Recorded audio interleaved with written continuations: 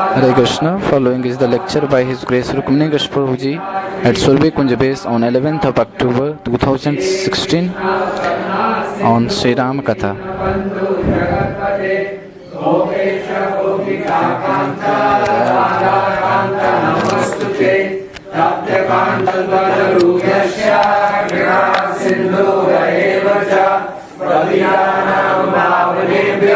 वैष्णवेभ्यो नमो नमः। जय श्री कृष्ण चैतन्य प्रभु नित्यानंद श्री अद्वैत गदाधर श्रीवासादि गौर भक्तवृंद। हरे कृष्णा कृष्णा कृष्णा हरे हरे, हरे राम राम राम हरे हरे। नमो विष्णुपादाय कृष्ण पृष्ठाय भूतले श्रीमते भक्ति वेदांत स्वामी निति नामिने। नमस्ते सारस्वते देवे गौरवाणी प्रचारिणे निर्विशेषा शून्यवादी पाश्चात्य देशकारिणे। सीताराम लक्ष्मण हनुमान की हरे Krishna. So yesterday evening we discussed some introduction part. Jai Shri Radha Radhika Raman Krishna Balaram ki jai. So Valmiki ji, by the blessings of Narad Muni and Lord Brahma, he compiled this wonderful epic Ramayana with 24,000 verses, 640 chapters. And when this Ramayana was composed, Lord Ram was around 39 to 40 years. Like when Lord Ram was around 12 years, then he got married when he was around 12. And for 12 years they stayed in Ayodhya. So when he was around 24 or 25, then he was exiled for 14 years. That makes around 39. So when he was around 39 or 40 by material calculations, then Sita went to Valmiki's ashram and then this Ramayana was composed. So it's very interesting. It has many twists and turns. So today we'll start with the Bal Kant. Okay. So when the sound is coming, huh? This fan, I think. Yeah. Switch it on, no problem. Make it slow. Very hard. Weather is already cool. It is making sound. Okay. If any of you feeling hot, please you can switch on the fan. Okay. How many of you want the fan? As of now? Then open the door and let's see. Okay. So when Love and Kush started the narration, they started with describing the opulence of Ayodhya. I know. Okay, it's okay. Ayodhya is the province of Koshal on the banks of Saryu river, and they started glorifying the Ayodhya. Ayodhya means Ayodhya iti Ayodhya. Ayodhya, which is unconquerable. No one can conquer the Ayodhya. Ayodhya. And when no one can conquer it, neither the internal enemies nor the external enemies. External enemies can be different kings of the neighboring states. And what are the internal enemies? Yeah, Kam, Krodh, Loh, Mad, Matsar. That means every citizen in the city of Ayodhya was flawless. Just imagine. No one in the city of Ayodhya was affected with pride, with lust. No one used to get angry also. That was Ayodhya. Just imagine. That was the city of Ayodhya. So it was a perfect city. And it had perfect systems. Dashrath was a very able administrator. The name Dashrath means who could run his chariot in 10 directions. He was Chakravarti Samrat. He used to go to heavenly planets also to assist demigods. He's a perfect king, perfect administration, perfect systems. security system, financial system. At that time they had a rainwater harvesting system also. Once in the city of Ayodhya, there was drought, famine for 11 years. And nobody felt any pinch. Sufficient water was there. And no one could realize that rains are not happening. In the 12th year, they found, okay, something is wrong. Why rains are not coming? And then the sages said, the Saturn, the Shani, now he is gazing upon Ayodhya. And that's why Ayodhya is totally dry. So normally one person will say the Shani is not in favorable mood. What will you do? Will go to some astrologer, wear some stones or do some worship. But Dashrath was such a wonderful leader. He said, okay, I'll take on Shani. Let's go to the Shani planet and confront him. So he on his chariot he went to the Shani planet. But Shani planet was very fierce. He just gazed upon him and Dashrath and his chariot started falling down. And they just started falling down. When it was falling down, there was a vulture called Jatayu. Jatayu was saying from the sky, Dashrath is falling down, along with his chariot. So Jatayu was so huge, he just went there and on one of his wing, on one side of the wing, he supported the chariot and then Dashrath also. So Jatayu really supported Dashrath and said, okay, let's again go to Shani. So they again marched towards Shani. Shani, seeing the courage of Dashrath, he said, okay, you are not an ordinary leader, so I won't harass you. So now I won't gaze upon Ayodhya. So Ayodhya, then rains happened and then everything was normal. So this was the strength of Dashrath. And Ayodhya was not an ordinary city. So everything was perfect, but still Dashrath was feeling some void in his life. What was that? Some lacuna. He didn't have a son. He didn't have a son. Okay, he had everything, but not a son. And this used to really prick him, pinch him. And this is the nature of this material world. We may have everything. If one of our desires is not fulfilled, we are not happy. This material world is defined by limitations.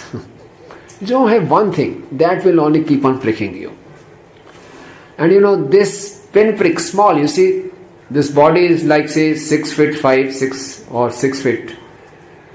And the pin, what is the size of the pin? How many inch? Not even an inch. 1 millimeter. And the body is say 6 feet. If one pin is pricking us, we feel so much of pain. So one prick of the pin is sufficient to cause us immense pain. Because the mind focuses upon this. When the mind is focusing upon a pin prick, that pin prick, small pin, is magnifies. One of a Russian ruler, I think Stalin, he was such a dictator and he was power maniac. So once he was attacked by a bullet, so doctors had to operate him. And he was so insecure that if they gave him anesthesia, so someone may grab the power. He didn't want to be unconscious even for a moment. So he told the doctors, you perform surgery without anesthesia. He tolerated all the pain. It is the power of the mind. It depends on our mind. If the mind focuses upon something, it magnifies. So Dashrath had everything, but no son. So he used to feel that I am the most miserable man. He had everything, but he used to feel I am the most miserable man. Okay, so this is the nature of this material world. Okay, normally we think that those who are not very well off, the main problem of this world is roti, kapda, makan. If he is not well off with all this, he will feel miserable. Dashrath had all the opulences, still he was feeling miserable. So, but what one good thing about Dashrath was, though he was feeling miserable, he took shelter of the sages. He had very good council of ministers. So he was thinking, what should I do? So then he thought, let me perform Ashwamedh Yagya. With this Ashwamedh Yagya, I will be purified and the God may bless me with a son. So though he thought of performing Ashwamedh Yajna, he thought, let me first check up with my ministers and advisors. Okay. So he called Vishisht and other ministers, Sumantra, all those ministers were there, and he put forward his proposal that he wants to perform Ashwamedh Yajna. Vashisht said, it's nice to perform Ashwamedh Yajna, but this Yajna is like a double-edged sword. If you are not able to perform nicely or perfectly, even if there is one little mistake, it will boomerang. Okay. So he said, it has to be protected. There should be no mistake in performing this yajna. So Vashisht Muni, he took responsibility for performing this yajna, and he took all the pains to assure that there are no mistakes are committed while performing this yajna. It is said that once, even if small mistake is there, the Brahm Rakshas will come, and the Brahm Rakshas will attack the performer and end up his life. And who are these Brahm Rakshas? The Brahm Rakshas are those Brahmanas who perform sinful activities. And the greatest sin is the sin of finding faults. So if we have a tendency for fault finding, we have a very bright future. So Vashisht Muni took all the pains to see there is no mistake is committed in performing the yajna. So what do we say? And Sumantra also gave advice to Dashrath that he had heard a story that a time will come when Rishi Shrang will come and perform a yajna in Ayodhya. Who was this Rishi Shrang? He was a great celibate. Great celibate, and then he had to marry, and then he became a son-in-law of King Romapad.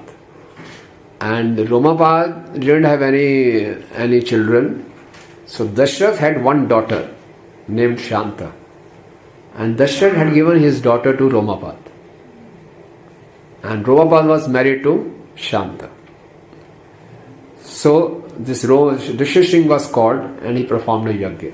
And he said, after performing Ashwamedh Yajna, you should perform one more yajna, Putrakeshti Yajna, by which you will get your sons, you will be blessed with sons. Okay. So now we see a very important principle, that Dashrath was feeling miserable. He didn't go to any psychiatrist. He didn't start taking liquor and all the drugs. He consulted sages. Okay. So whenever we are having some problem, we should share our mind. We should not assume anything. We should not devise our own means. One who is bound, he cannot free himself. He needs external help and the help of a superior person. So Dashrath though thought he will perform Ashwamedh Yajna, but Vashisht said, no, the Ashwamedh Yajna is a right. Oh, you can perform, but you have to perform with a lot of care and attention. So when we take shelter of superior authorities, we get three things. One is good advice, other is blessing, and third is protection. So we should not shy away from taking advices. Sometimes we feel, okay, I am facing this, getting this problem again and again. Why should go and tell, what will others will think of me? My image will be spoiled. And we remain in our own world. But that is very dangerous. That is very, very dangerous. We should not assume anything. Dharmasya tattvam nihitam guhayam. To apply the principles of the scriptures is not an ordinary thing. As per the time, place and circumstances, we have to adjust the details. How to apply this principle. And for that, regular guidance is required. Okay.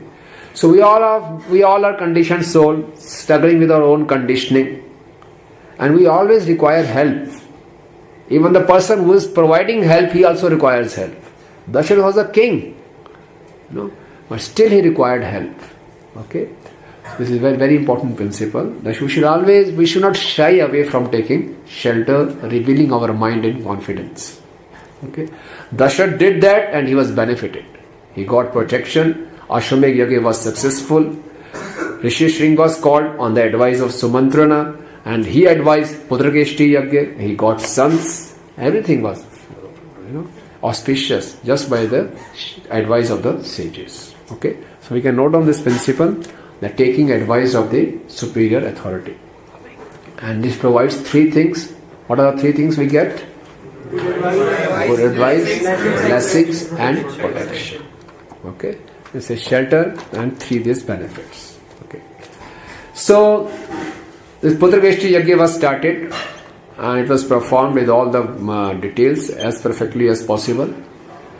And when the yajna was being performed with all purity, all the demigods descended to take their offerings. So demigods were also very thrilled. They were feeling joy in their hearts, but still their mind was in deep anxiety. Why? Yeah, because they were being tortured by Ravana. Though they say something auspicious is going to happen, but they were in a lot of anxiety because of one demon called Ravana. Blessings. Okay. Now, who was this Ravana? So the demigods were feeling so stressed, they approached Lord Brahma. And it was Lord Brahma only who had given benedictions to Ravana. So he said, he is the only person. इन्होंने दर्द दिया यही दवा देंगे. So they approached Brahma. Okay. Now Ravana was the son of Vishravas Muni, and his wife was Kaikashi. Okay. Now who was this Kaikashi? Kaikashi was the daughter of a great demon, Sumali. Sumali had two brothers and they were creating havoc in the city of Lanka. Lord Vishnu had appeared and Lord Vishnu killed one of his brothers. Sumali and his brother then ran off and they took shelter in Patal Lok. So Sumali was always thinking what to do, how to get back this Lanka. And Vishnu was with another wife had a son Kuber. And Kuber was a trainer of demigods. Kuber used to come on his Pushpak Viman to visit his father, and his father was a saint, Vishravas. So outside his hermitage was a, Pushpak Viman used to come. Pushpak Viman is a Viman which we used to run as per the rider's mentality, rider's desire, driver's desire. No mechanical weapons, nothing. No mechanical machinery, nothing. As per the rider's desire, the Pushpak Viman used to go. And the Pushpak Viman had all the wonderful facilities. And it can expand or contract. No limitations. So whenever Sumali used to see Pushpak Viman and Kuber, he used to feel very jealous. And when Sumali left Lanka, Kuber was asked to take charge of Lanka. So he was very envious of Kuber. And he said, somehow or the other I should get back Lanka. So Sumali thought of a plan that Kuber's father is Vishravas, and this Vishravas is a very powerful Brahman. So somehow, if I can devise some means by which the power of Rakshasa and power of Brahman is combined, that will be superpower. What to do? So he had one daughter Kaikashi. So he said, you should marry Vishravas. Okay, and somehow or the other attract him. So Kaikashi went near Vishravas. Vishravas fell in love with Kaikashi and they married. Later on, Vishravas came to know of intentions of Kaikashi. And he cursed her that you will be blessed with a bloodthirsty Rakshas. You cheated me. So you wanted some offspring from me, so you will get bloodthirsty Rakshas. So Kaikashi just, fell at his feet, begged forgiveness, please forgive me, my father induced me to do this. So the Brahmanas are very soft-hearted also. He said, okay, you will get one son also who will be a devotee of the Lord. So with time, they got 3 sons and 1 daughter. The sons were Raman, Kumkaran, the great sons, Raman, Kumkaran, Vibhishan, and 1 daughter, the great Srupnakha. Now what does the word Raman means? Raman means who is expert in making others cry. And Raman used to get ecstatic seeing the pains in others' eye. the fear in others' eye. If the other person is feeling weak and very fearful, he used to feel ecstatic. He was an interplanetary terrorist. He has to terrorize everyone. He was a maniac, egomaniac. And he used to laugh when others used to cry. So that's why Lord Shiva gave him the name Ravana. You will make others cry. And Kumbhakaran. Kumbh means what? Pots, Kumbh Mela, pot of nectar, pot. And Karan means ears. One who has ears as big as pots. If the size of ear is so big, what will be the size of his body? But the irony was, he had so big ears as a pots, and the ears are used for what? Hearing, gaining knowledge. What is the size of our ear hole? Very little. And how much knowledge you can get? Unlimited. Om Shabdad Anavriti. With this knowledge, with this sound vibration only, one can get liberated. But the unfortunate part was, the Kumbhakaran had a big ears as pots, but never in his life he used his ears to get knowledge with which he can, distinguish what is right, what is wrong. So what all kind of garbage went in and all kind of garbage came out. Kumbhakaran had a huge body. Okay. That's why it's called Kumbhakaran. Ears as big as Kumbh. And third is who? Bhishana. Bhishana means one is very fearful. And Vibhishan means very, very fearful. Fearful of what? Fearful of not deviating from scriptures. Never in his life he deviated from scriptures. That is Vibhishan. And Sarup Nakha. Sarup means very sharp. Nakha means nails. One who has sharp nails. It's called Sarup Nakha. So these four distinguished personalities, they appeared from Kaikeshi and Vishravas. Now, Kuber was very opulent. He was the terror of demigods. And Kaikeshi was also very envious of Kuber. Kuber was his stepson. So he really induced all his Ravana, Kumbhakaran, Vibhishan, Surabhadra, go and perform some austerities. And he should also be so much opulent, So, although she said right things to perform austerity, but with wrong intention. And Ravana was, because he was a son of Vishravas, Vishravas trained him all the scriptures. Ravana knew all the scriptures, but he had no divine qualities. Okay? That means only having divine knowledge is not sufficient. It matters what we do of this divine knowledge. Just having knowledge won't make us divine. Now Ravana had everything.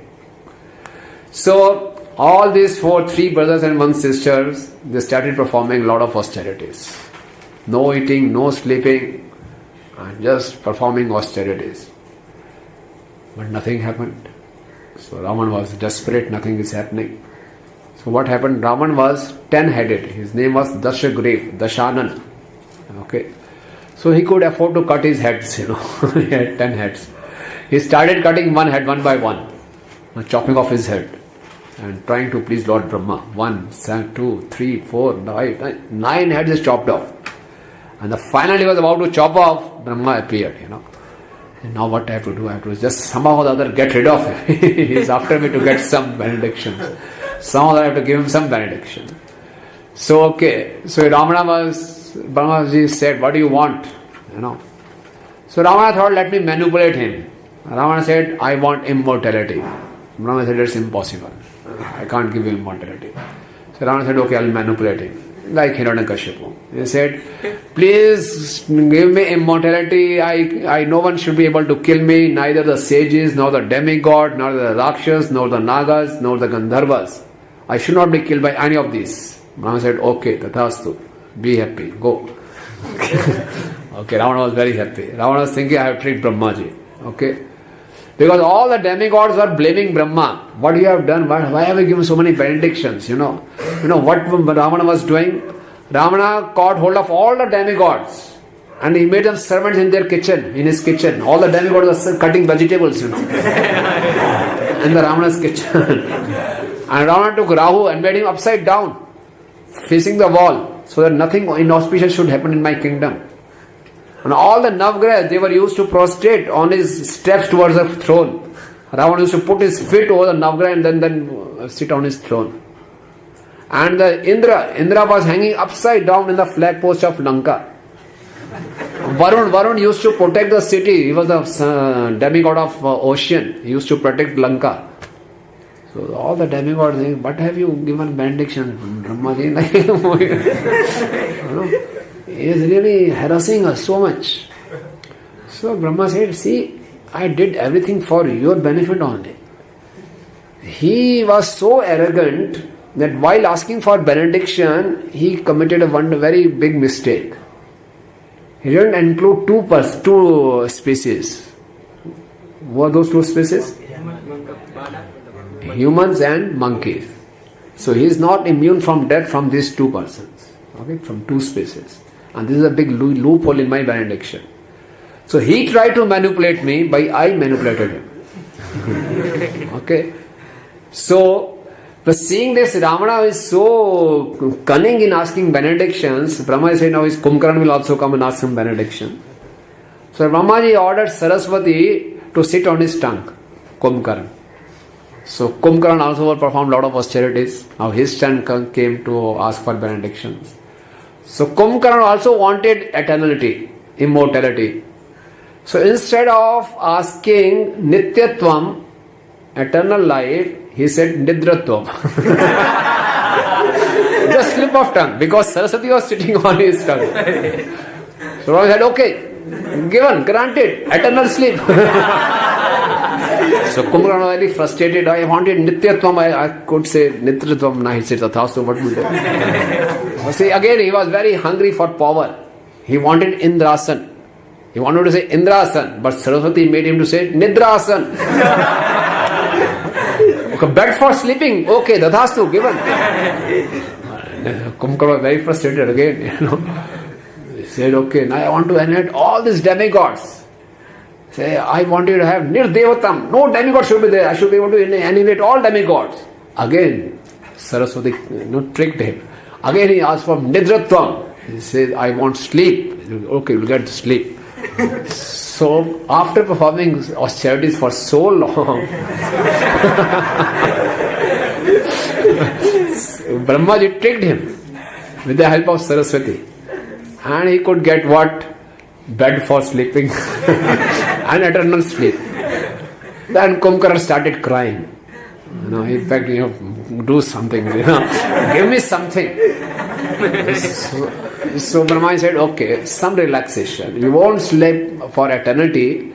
6 months in a year you will sleep and 6 months you will be awake. Okay, something is better. So Kumbhakaran used to sleep for 6 months. And he used to be in such a deep sleep. Then to wake him up on his chest, the whole army used to march. Even after burning his body, he never used to get up. And all horses and elephants used to race on his chest. Army marching, shooting astras, making a lot of noise, bugles used to, Then slowly he used to come out of his slumber. And when he used to come out of his sleep, he used to eat away half of the army. And because of the 6 months, he had not eaten anything. So remaining 6 months while he is awake, each and every moment while he was awake, he used to use it for eating. Avyarth kalatvam. Each and every moment he used to spend eating. Not a real moment was wasted.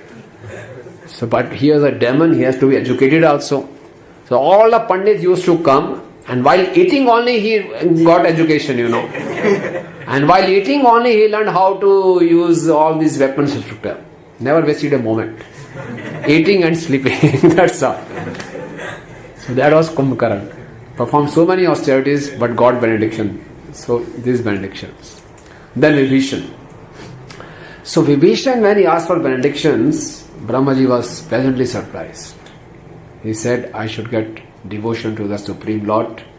And never in my life I should deviate from truth. When Vibhishan was asking this benediction, Kumbhakarna and Ravana starts laughing. Hey, what are you asking? You know who is in front of you? Brahma. He has so many powers. Ask something good, what are you asking? You are a blot on the Rakshas community, But Vibhishan said, no, I am satisfied with this. And Brahmaji was so pleased. He thought my visit is worthwhile. At least I found someone. And then Srupnakha was so ugly, and she said, give me a benediction that I can change my form anytime. I said, take it, no problem. But you will remain ugly inside. You may become beautiful from outside, but that won't hide your internal ugliness. Okay. So these all the three brothers and sister got benediction from Lord Brahma, and they thought they were very happy. And Ramana got all the powers and started harassing demigods. So Brahmaji said, now you can only Lord Vishnu can help you. You should approach Lord Vishnu. So when demigods were with Lord Brahma, and Brahmaji advised them to approach Lord Vishnu, the Lord Vishnu is Bhakta Vatsal.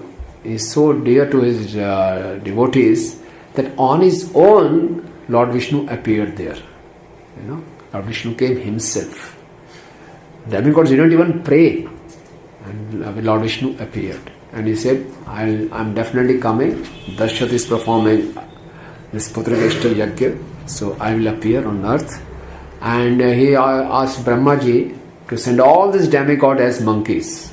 Okay. And when the Lord Vishnu appeared, in his four hands, he was holding conch shell, he was holding Shankh, Chakra, Gada, but no Padma, no lotus flower.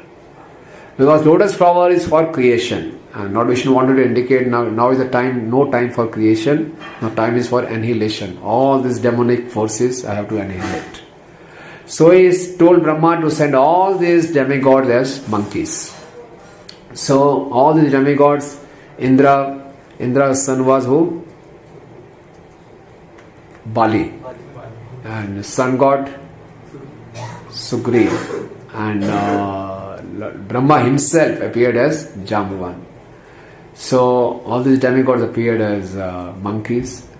So you see, when the Lord wants to help us, so He'll help us on His terms, He wanted cooperation, some cooperation from living entity also. So demigods, the power holders, they were asked to become what? Monkeys. And the demigods also didn't mind, because they have to serve, and they can serve in any capacity. Okay? So the demigod, because they needed help, and the Lord said, if you want help, you have to become monkeys. So he said, okay, we'll become monkeys. And we can also see the Lord also. Lord Ram, the Lord appeared as Ram. He traveled around with the monkeys. Like you all are IITians, IIT graduates.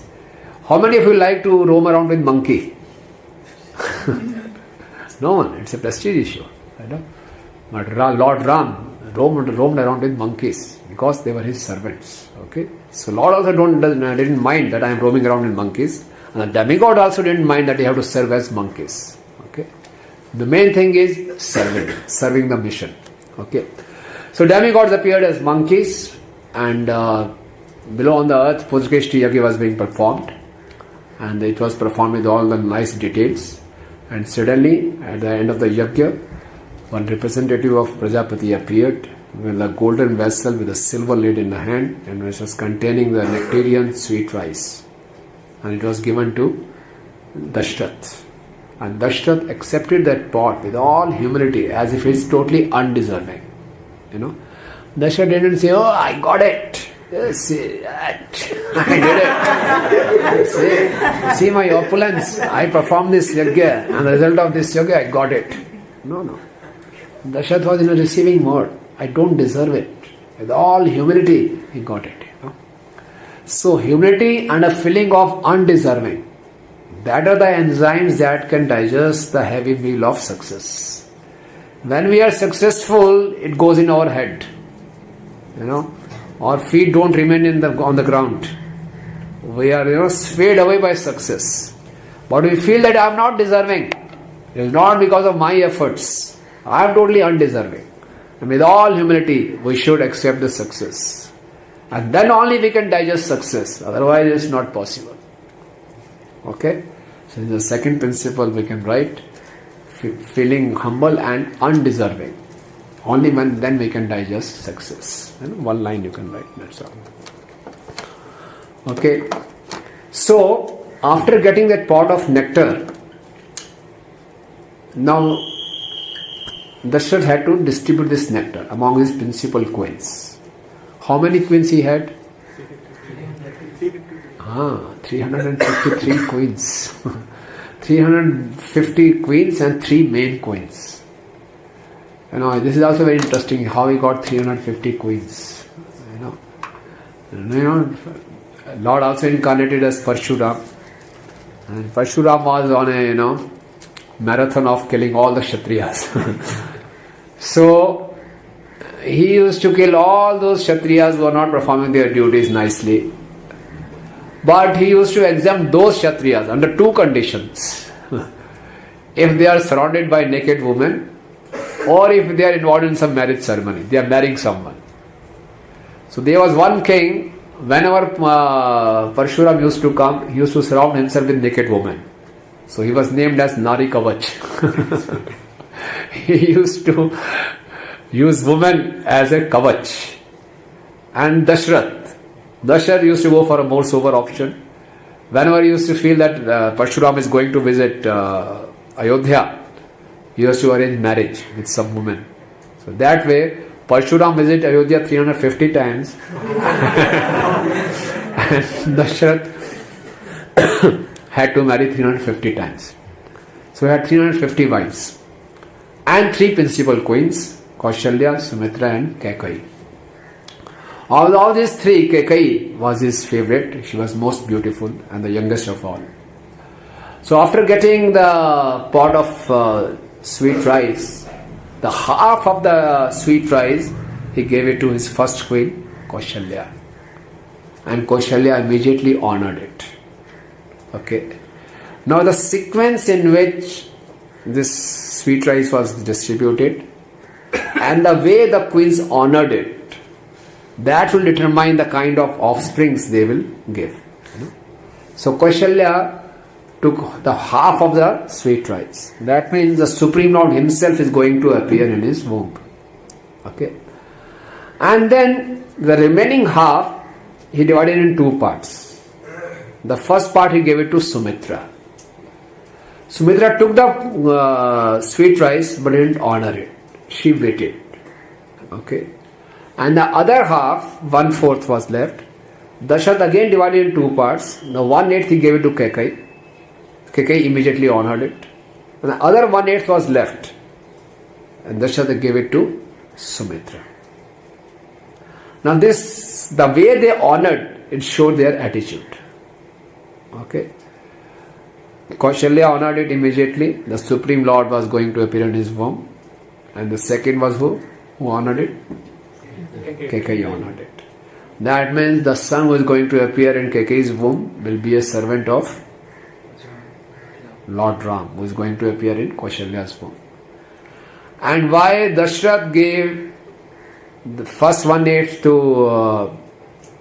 Sumitra and the other 1/8 also he gave to, 2 times he gave it to Sumitra. Although Kaikeyi was his favorite wife, he favored Sumitra. Because Sumitra showed the attitude of cooperation and non-enviousness. She allowed the other 2 queens to take the sweet rice first, and she will be the last one. That means she wanted her sons to be the servant of the sons of the other 2 queens. That was the service attitude of Sumitra. So the sons she begot, Lakshman and Shatrughan.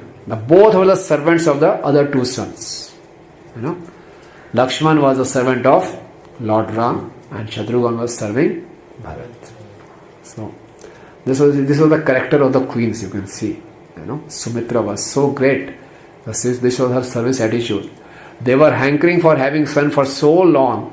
Just imagine what you are hankering for. You are getting that divine sweet rice. Immediately you will honor it. But she was so patient.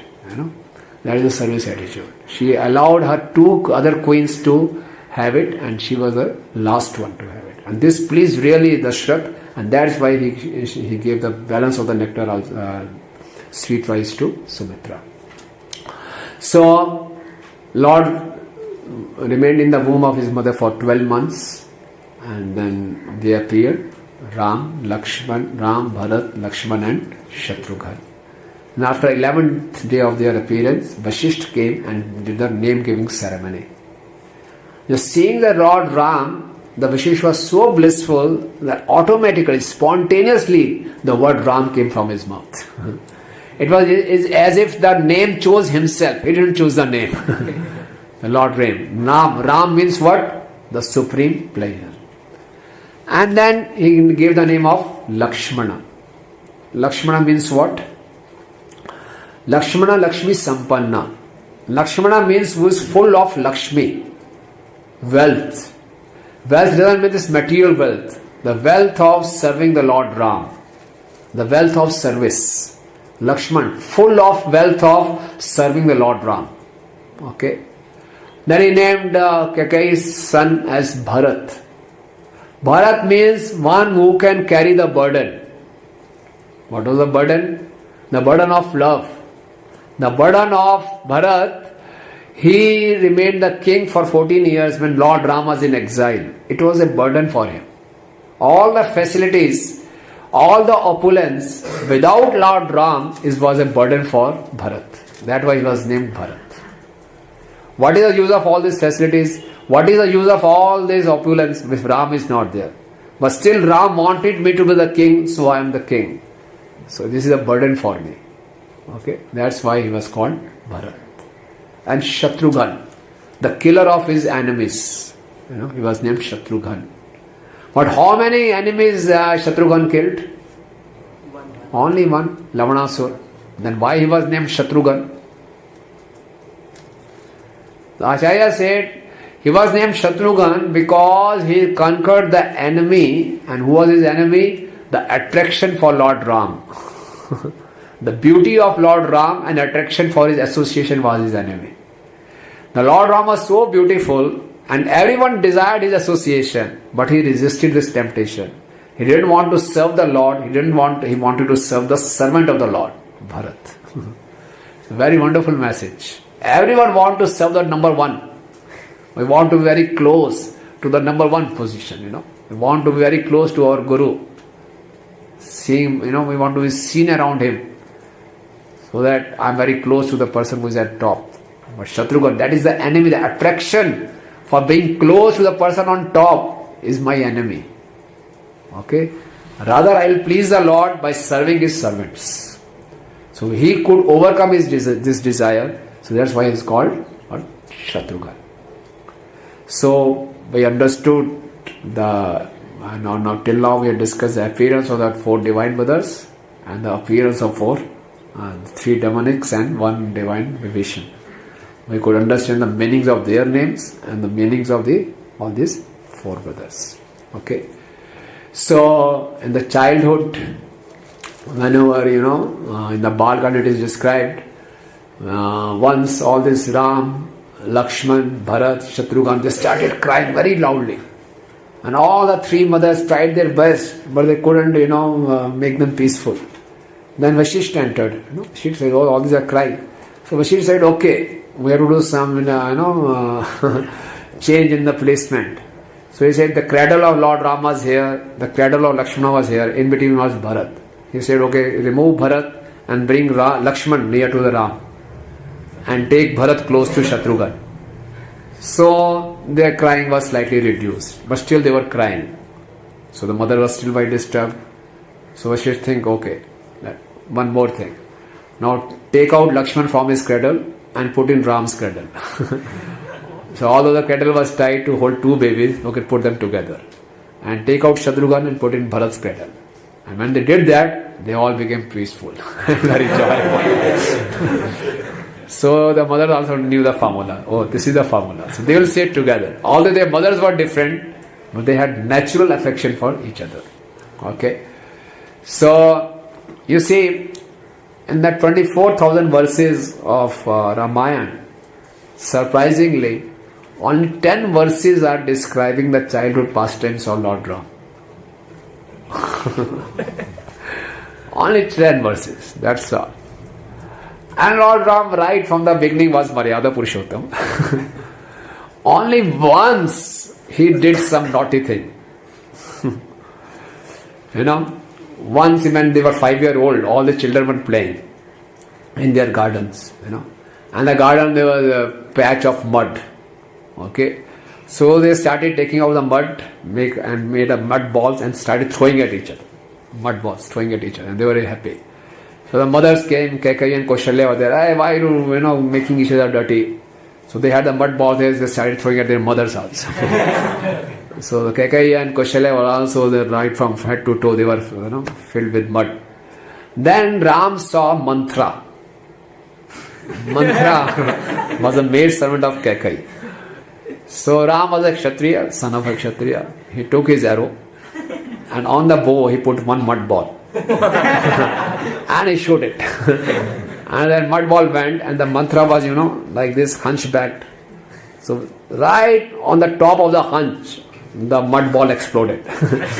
And on the Manthra, whole mud was there. The Manthra didn't take it lightly, Manthra never liked Ram right from the beginning. And she got very angry, very, very angry. And she started abusing him. But the Kaikeyi went and Kaikeyi cooled him down, So, that one incident, Lord Ram did only one mischief, but that costed him 14 years of exile. So, Manthra was very envious and Manthra didn't forget it, that he had insulted me. Okay. So, Lord Ram is called Anushtan Pradhan. And Lord Krishna is called Anubhav Pradhan. Anushtan Pradhan means Lord Ram incarnated to teach us the principles of morality and discipline. And Lord Krishna incarnated himself to give us his wonderful experience of pastimes.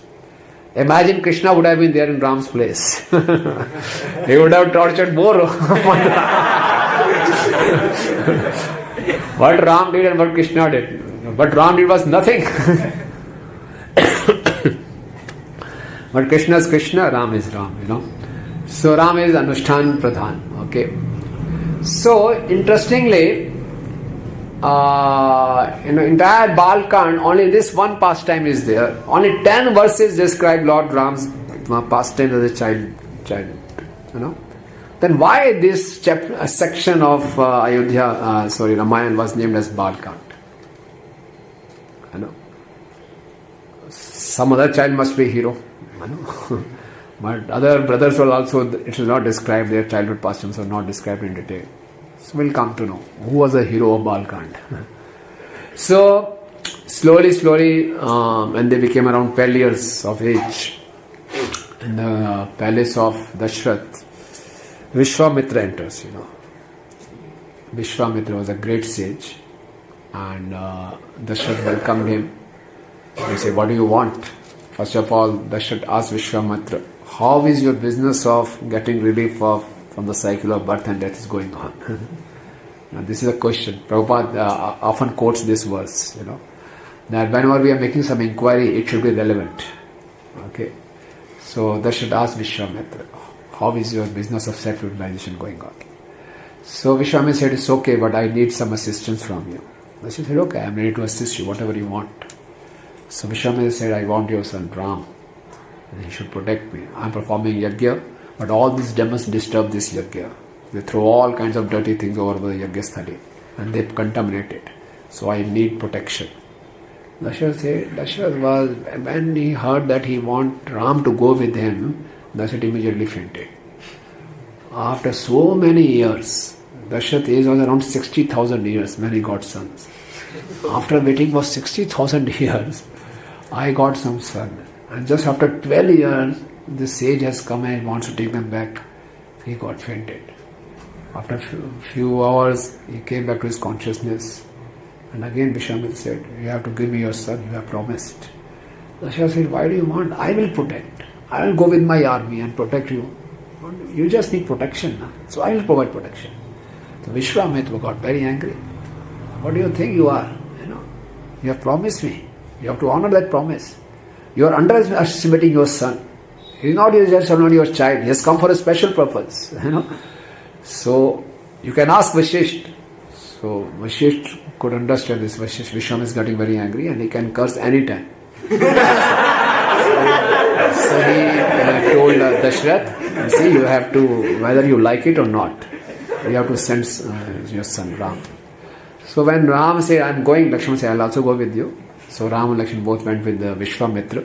They were just 12 years of age. And Vishwamitra used to take them through all the forest. They used to sleep on the grass by the bank of the river. And when Vishwamitra used to see the beauty of Lord Ram and Lakshman, his heart started melting, And he thought, I have always heard that devotion is always superior to the austerities and meditation which I was performing. But now I am realizing, seeing the beauty of these two children, his heart softened, And he composed a poem glorifying Kaushalya, who gave birth to Lord Ram. And every morning he used to sing this poem to wake up these two babies, children. They were so soft. And wherever they used to go, Lord Ram is all knowing. Still he used to ask, what is this? What is this? What is the importance of this river? What is the importance of this forest? And Vishwamitra used to give in detail. And for each detail there used to be many stories. We cannot repeat that. You should go, you can read that book by His Holiness Bhakti Vikas Swami Maharaj and a book by His Grace Shubhvilas Prabhu. They are given in detail. For each and every forest, for each and every river, there is a big tale, And Vishwamitra used to recite that tale and Ram and Lakshmana used to hear that. And with this process they went on going ahead and ahead. And then a place came where all the sages were performing yajna. And Vishwamitra said, now in this forest there remains a demoness called Tadaka.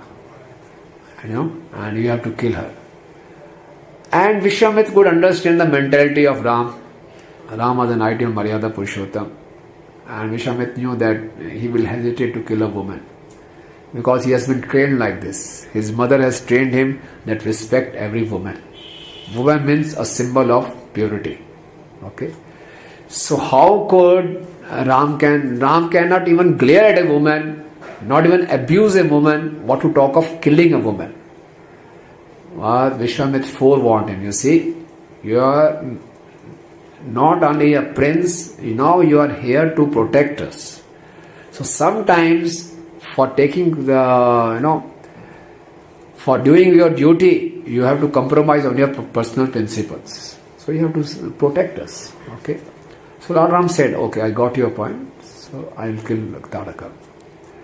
So Lord Ram took his arrow and he just stressed the string of the arrow and it made such a tumultuous sound, this tumultuous sound in the forest. All the birds and animals started running here and there and the Tadaka was taking rest in her cave and she was disturbed. Who could do so audacity to disturb me? She came out. And when she came out, she was so huge. With every step, he was killing so many living entities. And her eyes were like so big. And she was so huge, and on her neck, she was wearing a garland. And in that garland, many elephants were hanging. And the blood was coming out. And she was coming and making such a loud noise. So Ram could see that she cannot be a woman. She is a monstrous. And when she came, she started throwing stones at Ram and Lakshman. So Ram and Lakshman, stones, they just broke the stones. And again, when Ram was about to kill her, again, compassion dawned upon him. Why should I kill a woman, So I won't kill her, I'll just, take off her arms. So Ram, took off her arms and Lakshman cut her nose and ears. And then Tadaka saw that. Tadaka could recognize these are not ordinary children, So Tadaka disappeared. And she created a hailstorm and started raining stones. And Vishwamitra could understand. Ram has not killed Tadaka. Again he is getting confused. So Vishwamitra said, see, you're getting confused. Your compassion is misplaced. Don't be compassionate. She is a demoness. She is harassing all the sages. She is not allowing us to perform yajna. You should kill her. And with the sun is setting, with the setting of the sun, her powers will increase. It will be difficult to kill her. Go and kill Ram, kill. And Ram was also reminded Dasharatha's instruction. Dasharatha had told him, you should fully support your spiritual master. So Ram said, okay. And Ram immediately, now the Tadka was invisible. But she is a demoness. She thought she has won. She started laughing loudly. But when she started laughing, Ram could recognize. He uses Shabd Bidini technique. From where the sound was coming, Ram shot an arrow and the Tarka was killed. One Ram ki Jai! It is interesting, in this incarnation as Krishna also, the first demon he had to kill was who? Both were women. So, the Tarka was killed. And later on, after killing Tarka, Lord Ram begged forgiveness from Vishwamitra. See, I really, committed a lot of offense against you and my father. I did not follow your orders, so please forgive me. But Vishwamitra was looking at the good qualities of the Ram. Even though I have instructed him, still Ram was thoughtful. He was thinking whether these instructions are as per the scriptures or not. So Vishwamitra could see that Ram is a leader. He is independently thoughtful. So Vishwamitra was seeing the good quality in Ram, and Ram was seeing his own faults. So this is the formula for having good relationships. This is the formula for overcoming misunderstanding. What is the formula? Seeing fault. To see fault in ourselves and to see good in others. So this principle you can note down, Prabhu. The formula for overcoming misunderstanding. See, normally we do the reverse. And this misunderstanding keeps on increasing and increasing and increasing. And a situation comes when the devotees don't want to see each other, There's such a big gap of misunderstanding. Because everyone is thinking, I am right, he is at fault. So Ram was humble enough to accept his mistake, his fault, that I should have followed your instruction as it is. And Vishwamitra, though he was spiritual master, he could see, okay, Ram contemplated on my instructions. That's very good. That's very good.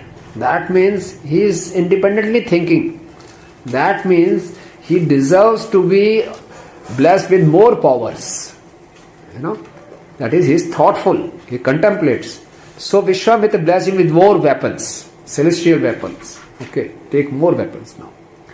So they again marched forward. Again many stories were told. I am just giving you the main incidents. So again, then Vishwamitra did his own ashram, where he is performing his own yajna. And that ashram was called Siddha Ashram.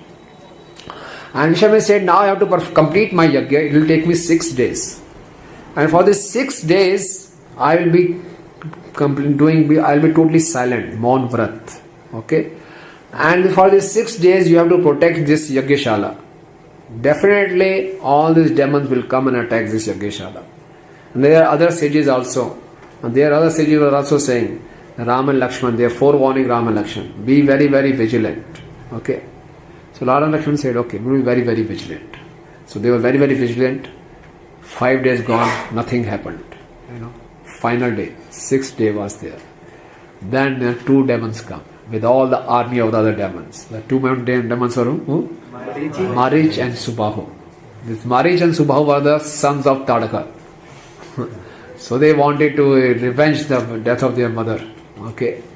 So they attacked. But when they came to attack, this Yajna was so pure, because for the last 5 days constant chanting of the holy hymns was there, and Ram and Lakshman were personally present. So this Yajna was totally pure.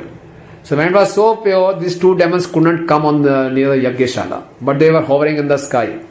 And from the sky they were throwing all kinds of pus, blood, stool and all dirty things. They were throwing that. But Lord Ram and Lakshman, they were very expert. They killed Subahu on the spot. And Marich, Ram thought, I will need him for my further pastimes. He shot an arrow, and that arrow took away Marich 100 yojans away, 800 miles. He was thrown in the ocean on the southern side. And after this, Maharaj was so fearful of Ram. No, he would have killed me, it would have been better. But he felt so insulted. His self-esteem was so lowered. It's just like this, like a toy. He was just thrown away, 800 miles away. He became so fearful of Ram that he thought, I'll give up everything and perform austerities. Renunciation. Renunciation was, aroused in his heart. I'll become a renunciate. And anyone who used to even spell Ra, he used to start trembling. He was so fearful. So Maharaj, because he wanted Ram, wanted him to say, I'll see you later on, So from this incident we get very important lessons. You see, whenever the sages give good advice to a conditioned soul, that good advice is compared to ghee, clarified butter, Shuddh ghee, pure ghee. And the sacrificial arena, the Sthali is the mind of a conditioned soul. That is impure. And with a good advice, it gets pure.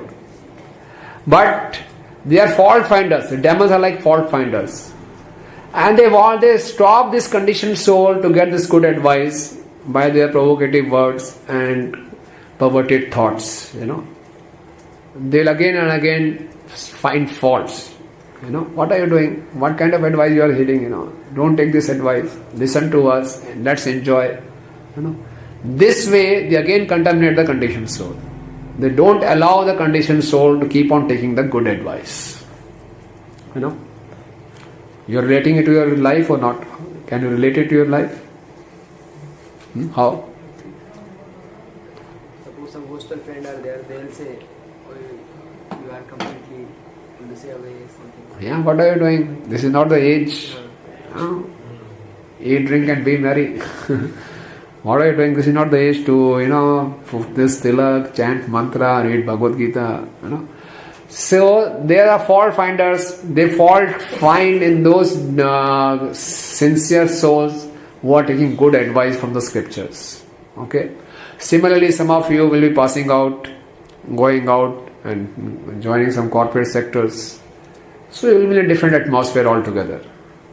And there you will be contaminated by all kinds of dirty thoughts, dirty words. Don't think that when you go join some corporate sector, you will be hearing Hare Krishna Mahamantra there. Or you will be hearing some verses of Bhagavad Gita. No. You will be hearing some other verses and some other mantras. That will be contaminating our minds. But we should always be very, very careful. You see, whenever we are neglectful in our duties, we invite demons to come in our life and ruin our life. Carelessness, neglect and careful attitude in our duties is an invitation to other demons. Okay?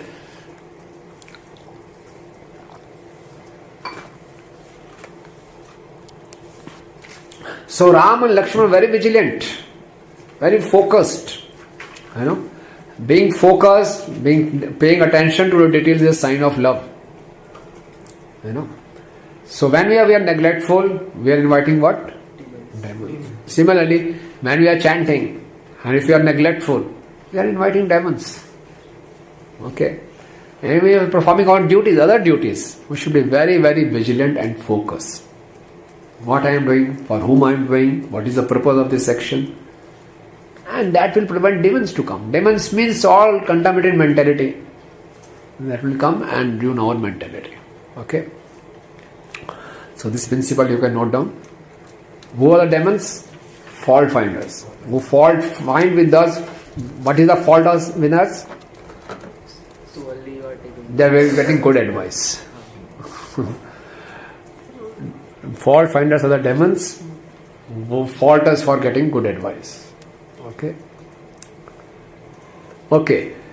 So after this killing Marich and Subahu, again they marched forward. Then he came to know that in Mithila, King Janak is performing a big yajna. Okay. And in this yajna, the special feature will be what? The bow of Lord Shiva. This bow of Lord Shiva is very heavy and it is unstrung. as if it is waiting for some worthy person to come and string it, as if it is incomplete. It was the bow of Lord Shiva, and Shiva had used it against Daksha.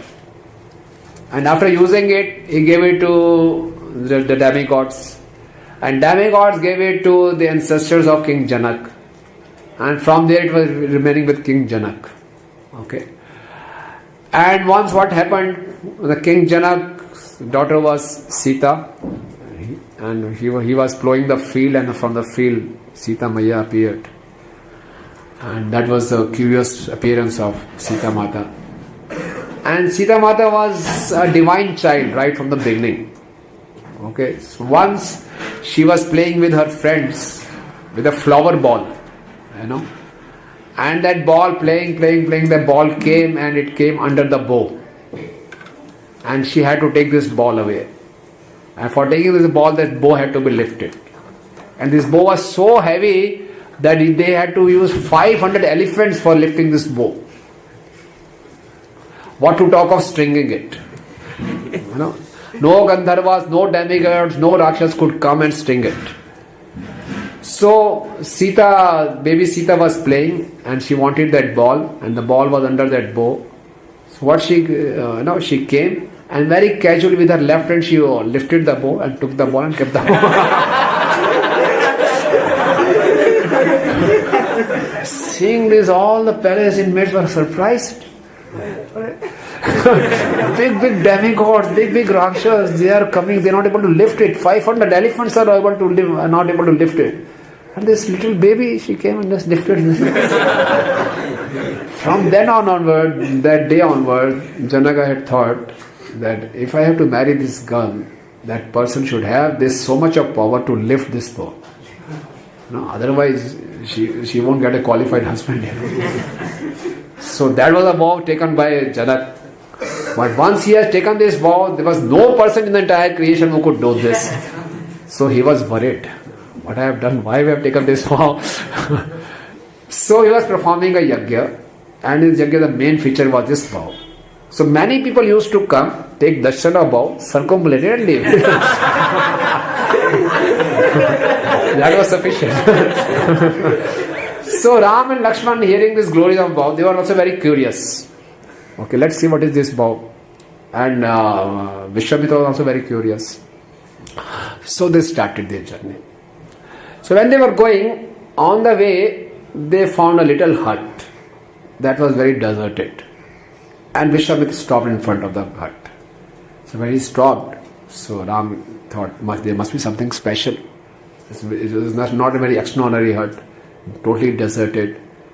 So Ram asked, what is this? Then again Vishwamitra started telling a story. So that story I will tell. He said, this is the hut of Gautam Rishi. And this Gautam Rishi's wife was Ahilya. And who was Ahilya? Ahilya was beauty personified. Okay, Brahma had created himself, the Ahilya, with all details. Each and every feature of Ahilya was beautiful, beauty personified. She was the most beautiful woman of the creation. And seeing her beauty, all the demigods, all the demons wanted to marry her. So Brahmaji was her father. Brahmaji said, she is such a beautiful girl, her husband has to be very, very special. So I'll marry this girl to a person who will circumambulate the entire universe and come first. Race. So all the demigods pick up their vehicles. Indra was so infatuated with the beauty of Ahilya, he wanted to, enjoy with her. So Indra picked up her Airavat. All demigods started their journey circumambulating the universe. Now Gautam Rishi was also there. He also wanted to marry Ahilya. So he was a very smart person. He did what? He circumambulated a cow. Cow. He said cow represents the universe. Circumambulated? No, give me Ahilya. Brahmaji said, he was very smart. Because he said, this is what? This is the essence of all knowledge. This is the wisdom. Wisdom means practical application of scriptural knowledge. All the demigods, they got involved in nitty-gritty technical things. I have to circumambulate and I have to be very fast. They were trying their best, perspiring. And Gautam Rishi just coolly circumambulated a cow and was ready for marriage. By the time all the demigods came back, Gautam Rishi was married with Ahilya. So all the demigods, especially Indra, was very frustrated. Ahilya was so beautiful, and I'm Devraj, Indra, and I couldn't enjoy with her. But still, he was always thinking about Ahilya, Dhyayate Vishyan Punsa, Sangaste Shopadayate. He got so much attached. What may happen, illicit way or illicit way, I should enjoy. So he thought of a plan. He said, okay, I have some powers, I'll use those powers. So in the early morning hours, we all said, before the dawn, the cock, he makes his sound. So whenever he makes his sound, the Gautam Rishi used to get up and go to Ganges to take baths. Okay. So this time what happened? Before Brahm Muhurat, Indra came as a cock and started making alarm, sound. So Gautam Rishi thought the time is there for taking bath. So he went away, he left his hut and went for taking bath. And Indra came as an imposter. He changed his form as a Gautam Rishi and came near Ahilya. Ahilya could understand, and Indra requested to have intercourse with her. Ahilya could understand. Gautam Rishi is so exalted, he won't think of having sex at these hours. These hours are so auspicious hours. These are meant for practicing spirituality, not for having intercourse. So she could understand it is not Gautam Rishi. He is an imposter. And she could understand it is Indra. But still, she was tempted. She was feeling proud. Indra, Devraj himself is coming. He is so much obsessed with me. So though, she knew that it is not right, but she succumbed, She also had the desire to enjoy. So that means whenever such temptations come, our mind some gives justifications, She said, okay, it's no problem, He's in the form of Gautam Rishi, and okay, he's Indra, not an ordinary person. And she also was beautiful and she wanted to enjoy me, so I can, serve him. So mind always gives some justification, and this justification overpowers the discrimination of intelligence. And when this justification is coupled with lust, then the outcome is irreversible. So they both had intercourse, and after this, then the guilt, she started feeling a lot of guilt. Ahilya was feeling very guilty and Indra was feeling very fearful.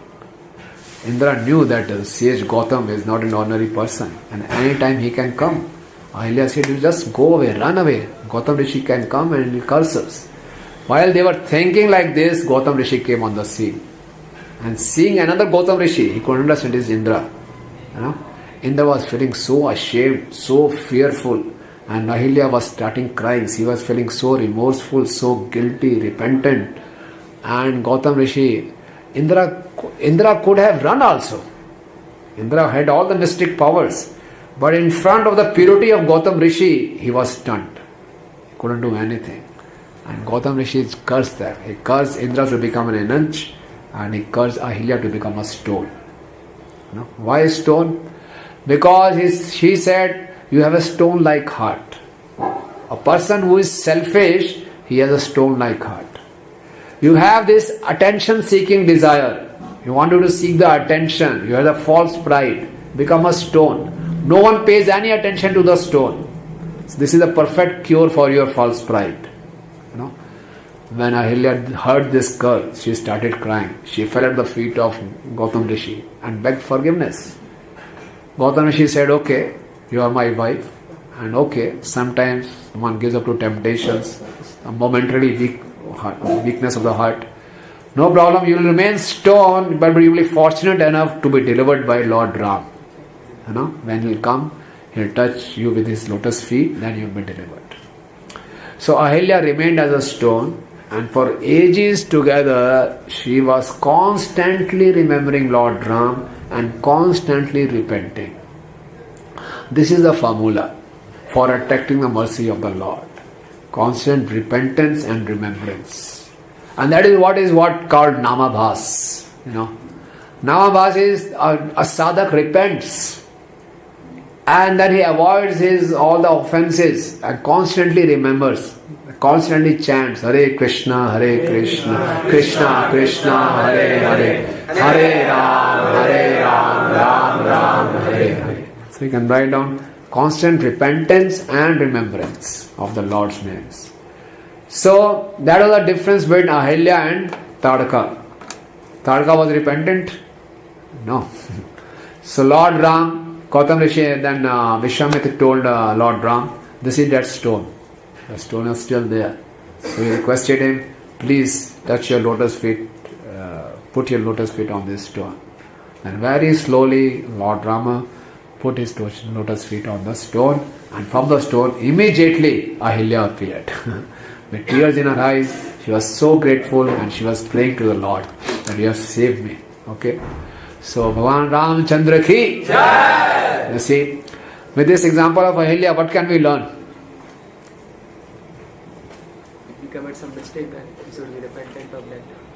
Yeah. Ask forgiveness. It's Ahilya's episode gives a lot of hope that every sinful person has a future. Only if we repent for that sin and we take shelter of the Lord's holy names. She was constantly remembering and repenting for her sin. Okay? You see, when we come to spiritual life and the material life, when we are not in the association of devotees, we do all kinds of sinful activities. And we don't even know it is sin, what we are doing. But after coming to Krishna consciousness, we realize, oh, what kind of activities I did. But normally we are not so repentant.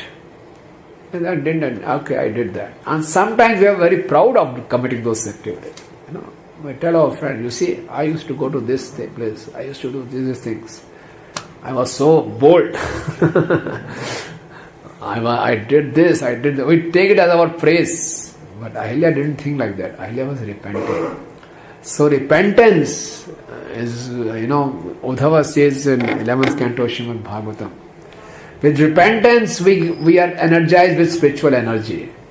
With repentance we attract mercy, Repentance is very important. So Lord Ram bestowed his blessings upon Ahilya because she was repentant of her one sin she committed, and she was constantly waiting for the Lord Ram, constantly remembering Ram. Okay. So after this, after delivering Ahilya, Lord Ram and Lakshman and Vishwamitra proceeded forward, and Gautam Rishi also came there, and they started living together again, Gautam Rishi and Ahilya. Gautam Rishi was also very pleased. So then now they reached Mithila. And the Mithila, when the Janak came to know that Vishwamitra has come, Vishwamitra, great sage, he came out and he welcomed Vishwamitra. And along with Janak was his minister, Shatanand. And Vishwamitra told that story of Ahilya, how Lord Ram is mercy. They inquired, who are these two children, babies, 12-year-old. So Vishwamitra said, they are not babies, Yes. Lord Ram did a miracle. He delivered Ahilya, And when Shatanand heard that he had delivered Ahilya, he got ecstatic. He started dancing and fell at the feet of Lord Ram and started thanking Vishwamitra. So why? He said, Ahilya was my mother. I am the son of Gautam Rishi and Ahilya.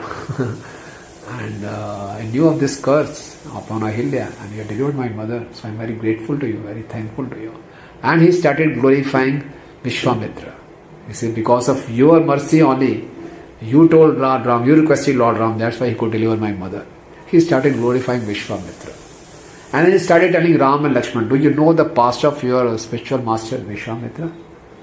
I want to hear about it. So Ram and Lakshman got curious, okay. We should know, we are just knowing his present, we don't know his past. They said, I'll tell you. You will see the journey he has gone through. It's a very interesting story. And Vishwamitra, there was a TV serial also called Vishwamitra. So it has many twists and turns, in Vishwamitra's story. Vishwamitra was a king, Kshatriya, Chandravanshi. And he was he was ruling over the entire earth. So once he went to the forest, with all his army and everything. And in the forest, I'm just telling you this story in a short.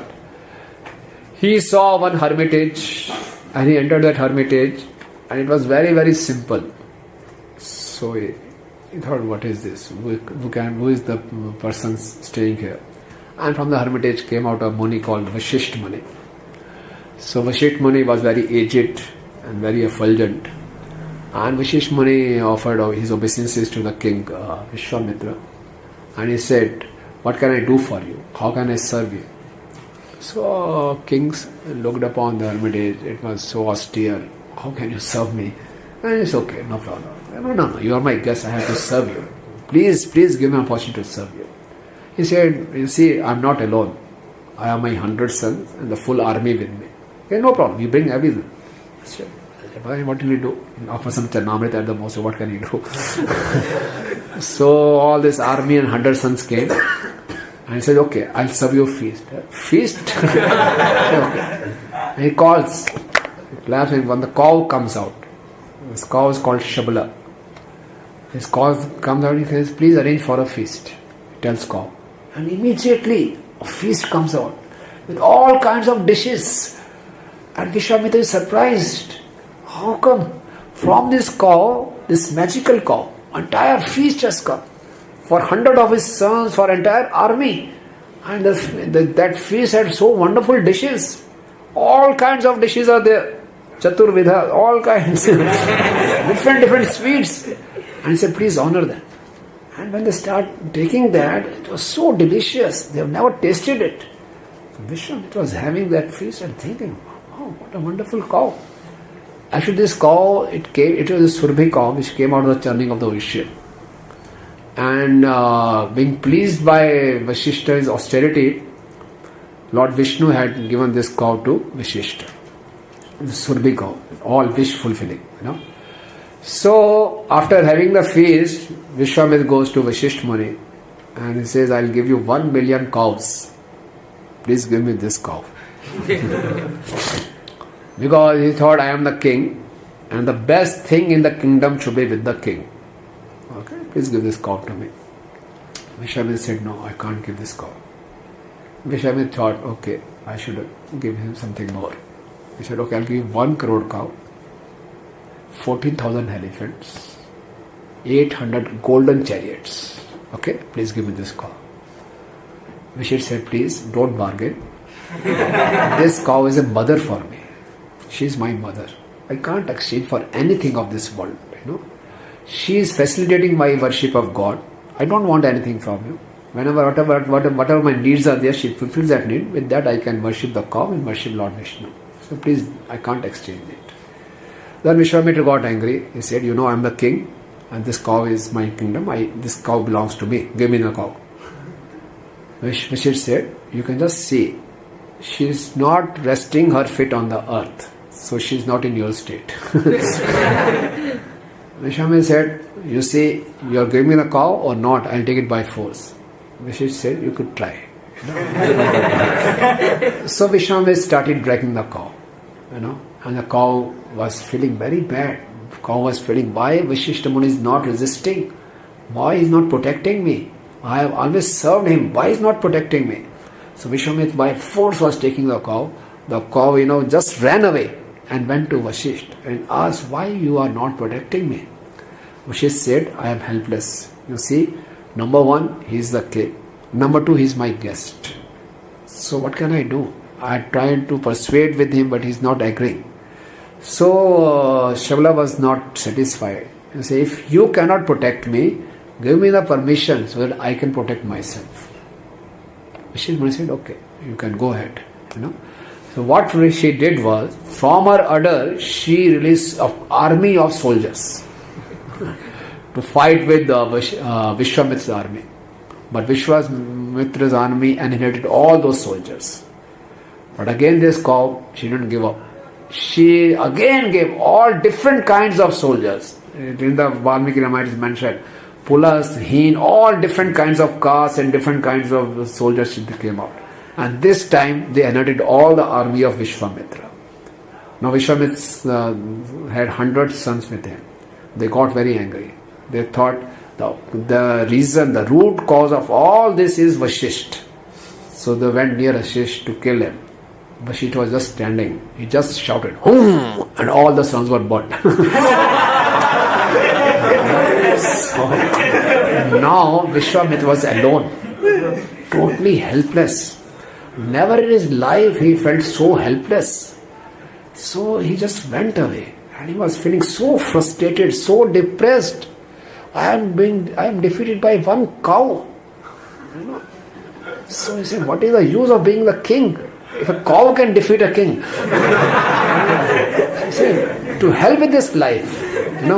He had some surviving son. He called one of his surviving sons. He said, to you become the king, I am going to forest. Now I will have some weapons. I will do some austerities. I have to defeat this cow and I have to defeat this Vashishta. So he goes and performs lots of austerities. And he pleases Lord Shiva. Lord Shiva says, what do you want? You can give me all kinds of missiles you have. Lord Shiva, okay, given, granted.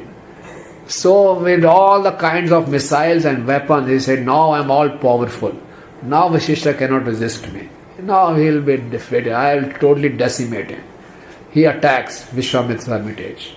Vashishta's hermitage. All the Vashishta's disciples started running, and there they come to Vashishta. What's happening? Please save us. Vashishta says, don't worry. Okay. So Vashishta stands, Vashishta comes in front of Vishwamitra, and he has Brahmdand in front of him. Okay. So Vashishta said, what are you doing? You are doing very silly thing. You won't get anything, You are just misusing your powers. Vishwamitra started laughing. Now you are saying these things. If you have any courage, face me. Take this missile. Oh no, he showed a missile. Vashishta was just smiling, standing like this. He had this Brahmdand. That missile came and Brahmdand swallowed that missile. Vishwamitra was surprised. One after another, all the weapons he had, all the missiles he had shot. And Brahmdand swallowed all the missiles, all the weapons. Now Vishwamitra was very frustrated. Now he had only one weapon left, that was Brahmastra. Brahmastra is ultimate. There is no antidote to Brahmastra. He said, now Vashishta, you are finished. Enough of you. Break this. He released Brahmastra. Vashishta was still smiling. The Brahmdand consumed Brahmastra also. And now Vishwamitra said, what should I do? He again ran away. Then again started thinking, years of my austerity gone in waste. Earlier was a cow, now a rod.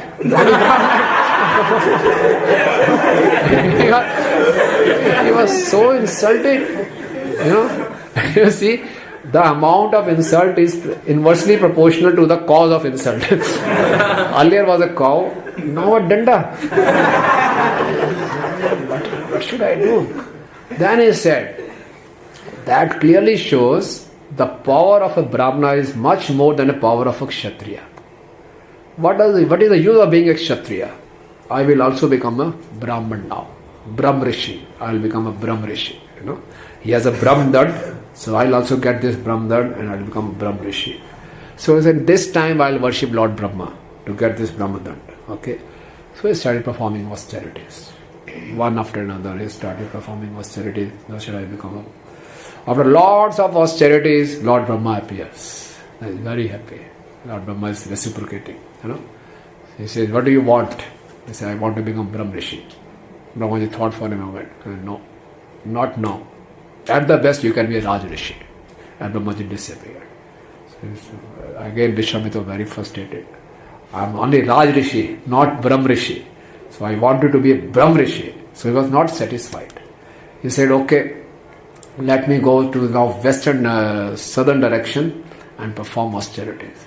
More austerities. I am not satisfied with Raj Rishi. I have to become Brahm Rishi. So I started, performing austerities again. Now here Vishwamitra is performing austerities. Here in Ayodhya, in Ikshvaku dynasty, there was a king called Trishanku. Now this Trishanku was very handsome, very beautiful and very charismatic. And he was so obsessed with his beauty that in a day, many hours together, he used to worship himself. He used to look himself in the mirror and worship his beauty, And he became so obsessed, one day in the night a thought came, is it really possible? With the same beautiful body, I can go to heavenly planets and I can reside eternally in this body. I said, what a wonderful idea. Nobody thought of this. So he said, I have this desire to remain in this beautiful body only. So he said, okay, I'll consult my our Raj Guru, Vishisht. Okay. He goes to Vishisht Muni and requests him, see, I have this desire, so you have to help me. You are my Raj Guru. Man, the moment Vishisht heard this, he said, what kind of desire you have? It's a sinister desire. Impossible. Give up this desire immediately. This is not as per the scriptures. So Ishvaku, that Trishanku thought, he's an old man, got insane. He's not knowing the latest technologies. He's still following the old traditional things. He said, just think, you can do it. He said, don't make me angry. You have to give this desire. It will be very harmful for you. But Trishanku didn't listen to him. Trishanku thought, let me approach his 100 sons. They are young blood. They are modern. They are innovative. So I am giving an innovative idea. This old man is not thinking. He is very traditional. Very, very fundamentalist. New idea, new technology can be applied. Why it's not possible? When I want this, I am the king. You should try at least. So he goes to his 100 sons. He said, I approach your father, but I think he's getting old. He is too much absorbed in traditional ways. You see, I have this desire. I think it's possible. So you find out the ways how to do that. So when the 100 sons heard this, they got very furious. He says, you are, demeaning our father and our spiritual master.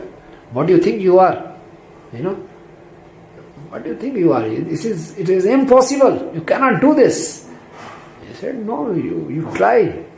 He was, this Trishanku was thinking that, but just by instigating the sons of the Vishnu, because every human has a tendency to outdo his seniors. We always have a tendency, okay, I'll excel my senior. I'll tell them that I'm better than them. The young generation is always better than the old generation. So I'll do it, and they will always accept this idea because it's something new to do. They will accept it. But this idea was not purchased by them. So now Trishanku was thinking, what should I do? So Trishanku, when these 100 sons, they were very furious. They thought that he has, insulted our father and spiritual master. So they got so furious, they cursed him. They cursed him that the body you are so proud of, now this beauty will leave you. You will not remain beautiful. And immediately he gave up all his beauty, all his wealth, and he became very, very dirty, very, very fearsome. And all the wealth was taken, all the opulence was snatched from him, beauty, wealth, opulence, and he became like a beggar on the street. And everyone deserted him. No one could even recognize him. He is the same king Trishanku, and he was roaming on the street. No one could recognize him. Everyone used to spit on him. No, he was saying, what should I do? Still he was maintaining that desire, I should go to the heavenly planets. He said, what should I do? Vashisht has rejected me. His sons have rejected me. Then he came to know. Vashisht has an enemy called Vishwamitra. The two enemies together become very good friends. So he approached Vishwa. Vishwamitra was performing austerity. And Trishanku went to him. When Vishwamitra opened his eyes, he saw a very dirty looking man in front of him. He said, who has come? Then he started telling them how he went to Vashisht, how his Vashisht's son has cursed him. And he said, I know Vashisht helped me, but neither his sons. But I think you can help me. You can really outdo Vashisht. When he heard this, Vishwamitra felt very enthusiastic. It's very easy to create unity on animosity, on the envy. On the level of envy, it's very easy to create unity.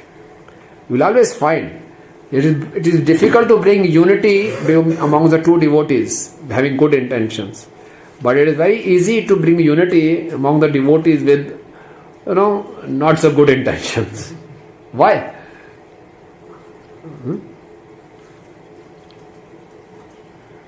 Theoretically speaking, Krishna in the center, unity should come.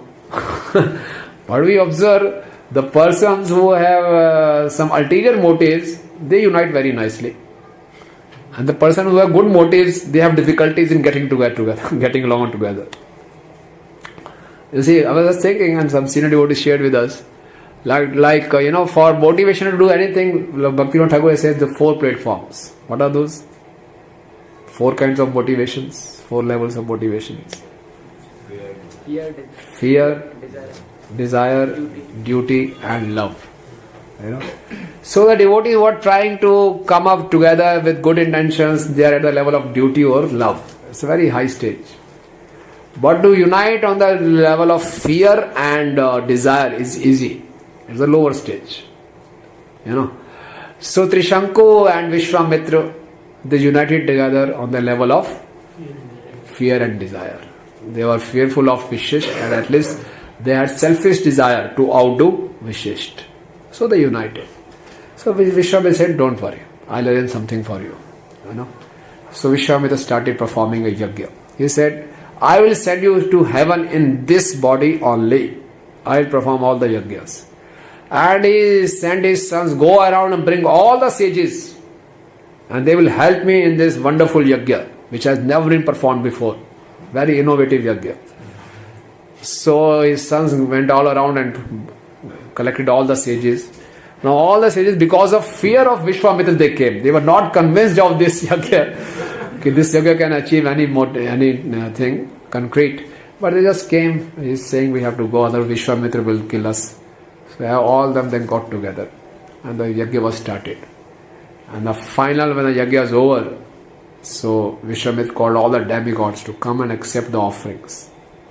The demigods are not coming. So Trishanku is getting fearful. What's happening? And Vishwamitra was also fearful. What's happening?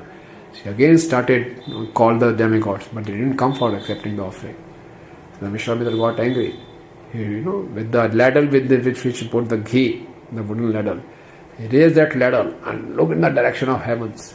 And then he took the ladle in the direction of Trishanku and did like this. And Trishanku started flying, up and up on the sky, flying.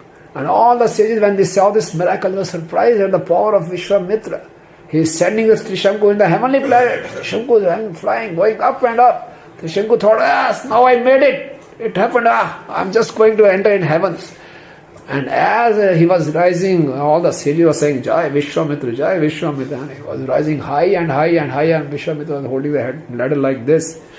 But as Trishanku was going up, the air pressure started acting on him. His whole body was being torn apart. His eyes were coming out. All these blood vessels were tearing apart because of air pressure. He could not resist the air pressure. And he reached the heavenly, on the door of the heavens.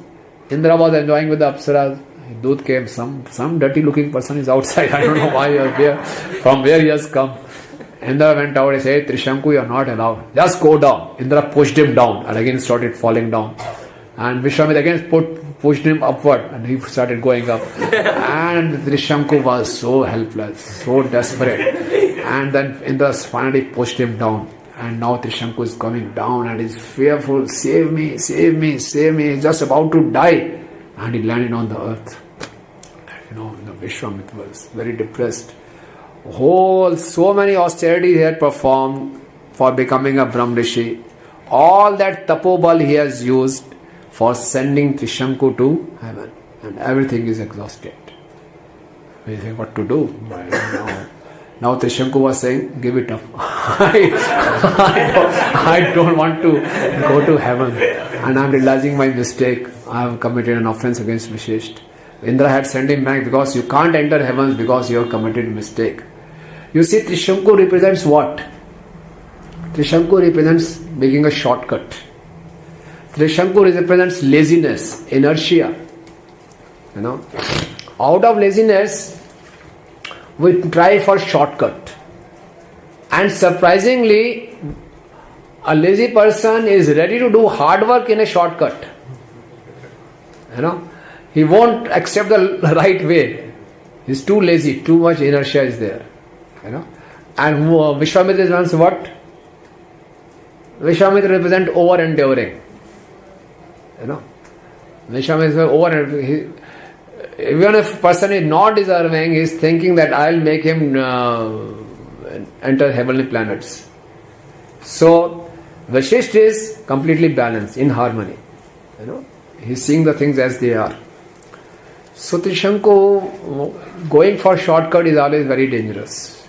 And His Holiness Gopal Krishna Swami Maharaj said in one of lecture, the Krishna consciousness itself is a shortcut, and there is no other shortcut in Krishna consciousness. Itself, Hare Nam, Hare Nam, Hare Nam Kevalam, it's a shortcut. No need to perform yajna, no need to perform austerities. Just chant 16 rounds and follow 4 regulative principles. This itself is a shortcut. But if a person is too lazy, he'll try to find a shortcut in 16 rounds also. Let me just rush through my rounds. People do that. In the beginning years, I used to complete my round in 4.5 minutes. Hare Krishna, Hare Krishna, 5 minutes, one round is done. So one very senior devotee, Jita Prabhu, was there. अच्छा आप कब से माला कर रहे हैं? 6 महीने से. कितना समय लगता है आपको माला? 5 मिनट में. गलत कर रहे हो. You should take 8 minutes minimum. I said, okay. Then I started concentrating. So out of ignorance or out of laziness, we also try for shortcuts. But there is no shortcut in Krishna consciousness. And Trishanku was trying to make a shortcut, and his situation was pathetic. He didn't want to go to it. He got an ugly body. He was, when we try to make a shortcut, and to have a shortcut, he offended his guru, spiritual master, Vishisht, didn't follow his instructions. So he was ripped apart, stripped of all the opulences. And all beauty was gone, and he was feeling like a miserable person. He didn't want to, he gave up his desire. But now it became a prestige issue for Vishwamitra. I had to send him to, somehow or the other, I had to send him to heaven. But Indra was not accepting him. Now what to do? Vishwamitra had some tapobal left in him. He said, Trishanku, don't worry. If Indra is not accepting you, I'll create a separate heavenly planet for you. Whatever tapobal, because it's a prestige issue for him now. All the sages have gathered together. What will they think? So with this tapobal, he creates one more planet similar to the heavenly planet. He said, to get all the demigod, all the apsaras there. A separate heavenly planet I'll create for you. So Vishwamitra creates a separate planet for Trishanku. But the condition was, even in that heavenly planet, Trishanku will remain hanging upside down. So Trishanku is still there hanging upside down, feeling miserable, still repenting for his that desire, and Vishwamitra uses Tapoval for creating that parallel heavenly planet. After creating this parallel heavenly planet, Vishwamitra was feeling totally powerless. He felt that now I exhausted all my powers. I was feeling very weak and very helpless. He could realize that I have exhausted all my powers. Then in that helpless condition, he chanted the names of Lord Vishnu. Hare Krishna, Krishna Krishna, Hare Hare, Hare Ram, Ram Ram, Hare Hare. When he chanted the names of Lord Vishnu was very pleased and appeared. You see, for appearance of Brahma and Shivji, he had to perform so many austerities. But for appearance of Lord Vishnu, he had just chanted in a very helpless condition, and Lord Vishnu appeared. And Vishnu said, you see, Vishwamitra, you have created this heavenly planet. You see, creation is easy, but maintenance is not so easy. That's why I have taken the charge of maintenance. You see, to create anything, to start a new project is very easy. To start new preaching mission is very easy. But to maintain that, it's not so easy. Okay? You must be facing the difficulty maintaining the base. So this problem, this maintenance. Maintenance requires mode of goodness. Okay? So Lord Vishnu said, if you really want to maintain, you require a lot of powers. So you need to perform more austerities. He said, I agree with you. So then Vishwamitra thought, this southern direction is not suiting me. Now let me go to western direction. So Vishwamitra was always blaming his externals. Time is not good, direction is not good, But he was not still able to see the faults in his own mentality. So he went towards western direction and again performing austerities. Now he was performing austerities there. So what happened? Now he was performing so many austerities. Now this time Indra got very doubtful. Vishwamitra is getting very serious, and I can overtake my throne. So what Indra did? He sent Menka. So it's a long story. Then Menka, attracted him, and then Vishwamitra got attracted by Menka, and again he left his austerities and spent 10 years with Menka. And after spending 10 years with Menka, he realized the mistake he has committed. I wanted to be a Brahm Rishi, what I have become, So he was again feeling very, very sorry for himself. So he gave up Menka. He said, now I should go in northern direction.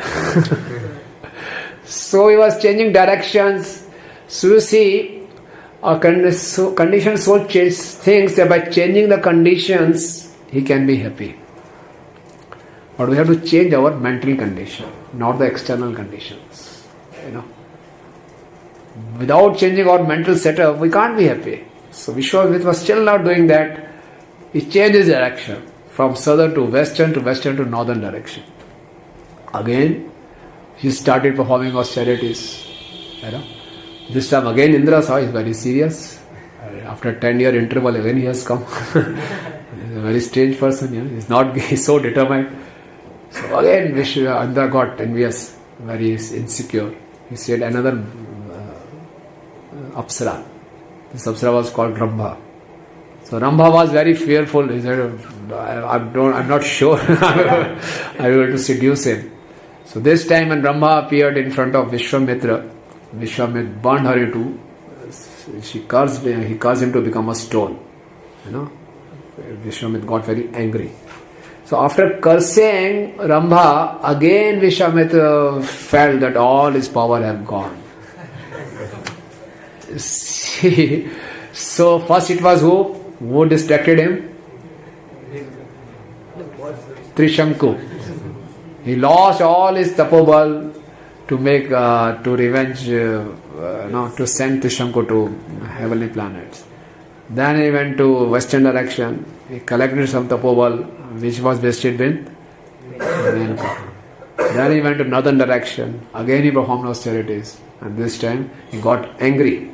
When we get angry, when we curse someone, when we wish something bad for others, we exhaust all our tapobal. Whatever spiritual austerities credits we have, we burn those credits. One should be very, very careful in getting angry. Getting angry means holding the poison. A vessel in which the poison is held, that vessel also becomes poisonous. So the person who becomes angry, he is the biggest loser, not the person on whom we become angry. Okay? So Vishwamitra could realize, by becoming angry, I lost again my tapoval. Now he says, enough is enough. Let me go to eastern direction. Then he goes to eastern direction, again performs austerities. And this time he is very serious. He is not getting distracted by anyone. He is performing austerities. So many austerities he performs. Fire starts coming from his head. And the whole world, there is all smoke and smoke. And everyone is getting suffocated. All the demigods go to Brahmaji, do something. He is so obstinate. He is after something. Then Lord Brahma appears, all with demigods. They appear, and Brahma said, enough is enough. Vishwamitra, I am pleased with you. Nowadays onward, you are a Brahm Rishi. So Vishwamitra becomes a Brahm Rishi. And in that assembly, Vasishtha Muni also comes. So Vishwamitra is still not satisfied. He said, okay, you have certified me as Brahm Rishi. I'll be satisfied if Vasishtha says I am Brahm Rishi. So Vasishtha says, okay, I accept you as a Brahm Rishi. So when it is said, then Vishwamitra, is calm, and then Vishwamitra does a very surprising thing. He bends down, he catches hold of Vasishtha's feet, put his head on Vasishtha's feet, and starting bathing Vasishtha's feet. And he said, please forgive me. I never recognized your powers, and I offended you. Please forgive me. And Vasishtha Muni lifted Vishwamitra, and they embraced each other. So, this is the story of Vishwamitra. So, Vishwamitra was so envious of Vasishtha, and because of his envious mentality, he performed austerities. So, this is called austerities in mode of ignorance and passion. And he was not purified. And then Vishwamitra, everyone was glorifying Vishwamitra, and Vishwamitra was just doing a flashback, what all has happened in his life. Janak was glorifying, Shadanand was glorifying Vishwamitra, see how he has progressed. And Vishwamitra was thinking, what was the most auspicious moment in my journey? He was thinking. What do you think? What was the most auspicious moment in his journey? When he chanted the names of Vishnu. He said, I never felt so calm at that time when I chanted the names of Vishnu and the Vishnu appeared before him. So he could realize the devotion to Vishnu is the supreme. He could realize when I chanted the names of Lord Vishnu, I feel so secure. And now the same Vishnu is in front of me. I'm in his presence. I'm feeling altogether different. I could realize how devotion is supreme to all kinds of austerities. And that's why this section of Ramayana is called Balkand. Balkand means the devotion in the heart of Vishwamitra is a room of a child. And it is growing. And Vishwamitra is the real hero of this Balkand. So his devotion grew. At the end of the Balkand, Vishwamitra leaves everything and goes to Himalayas and performs austerities in devotional service. He becomes a perfect devotee of Lord Vishnu.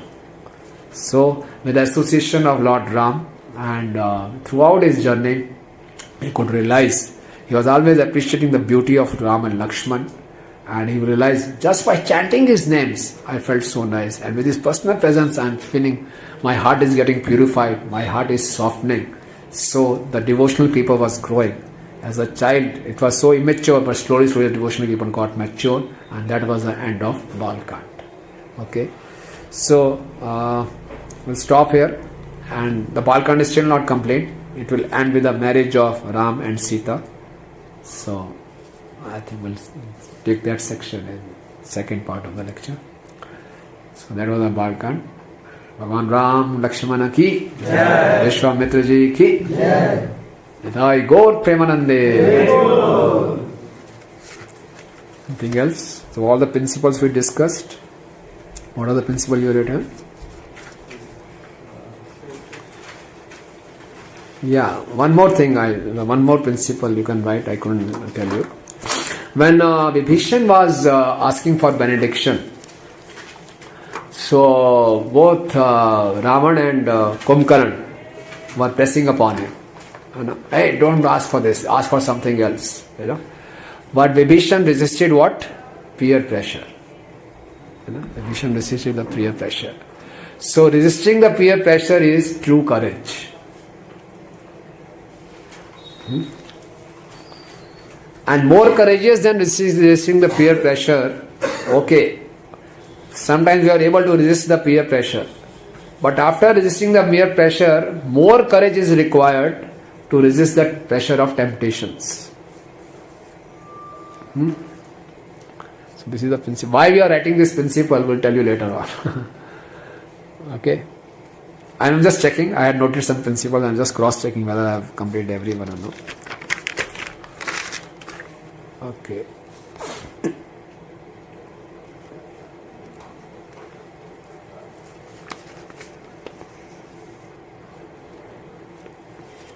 You read about Trishanku, shortcuts. Yeah. Shortcuts is a sign of intolerance and impatience.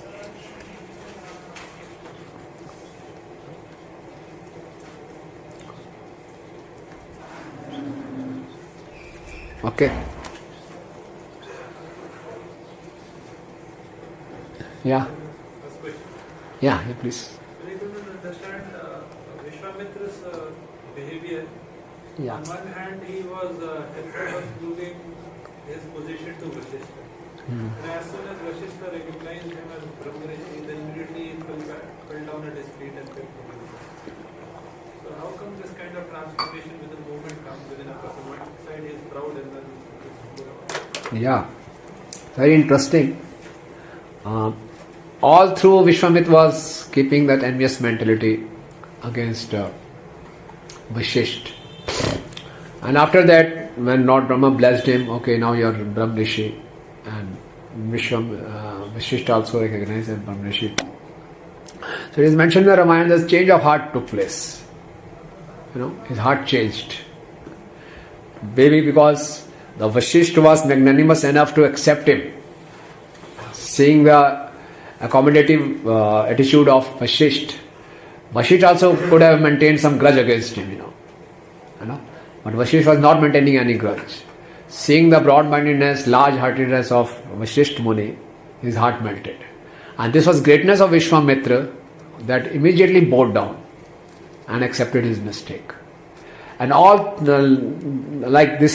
that's why his heart melted. That's why he was able to appreciate the greatness of Lord Ram. That's why he approached Dashrath to give Ram and then start. He was having the seed of devotion from then onwards when he touched the feet of Vasishtha Muni. So even if we have committed some offense, if we accept forgiveness, and the other devotee Vaishnava Muni forgives us, so the seed of devotion grows. That's my understanding. So we can learn from the behavior of Vasishtha Muni also. Even if someone is doing wrong to us, Vasishtha Muni was always right, and Vasishtha Muni was always keeping his balance. And he didn't have any personal grudge against Vishwamitra. He didn't have any personal grudge against Trishanku. He said this desire is not bona fide. Okay. Any other questions or comments? Yes. Shubham. Vishwamitra Muni was very much happy in the attitude of Lord Ram that he was thinking independently also. Yeah. And in that way he appreciated it was higher than not considering the instruction of Guru. Yeah. But earlier I had heard that we should never consider even whether it is right or wrong. Instruction of Guru, like in the case of Parshuramji. Yeah. So how can we understand that? How is it higher? Yeah, it's a very subtle thing to understand. Very, very subtle thing. It's a good question. You see, it's not that on every instruction of Guru, I should just go first check up scriptures and tell you that, But at the same time, Vishwamitra was intelligent enough to see the attitude of Lord Ram. All through Lord Ram was very submissive.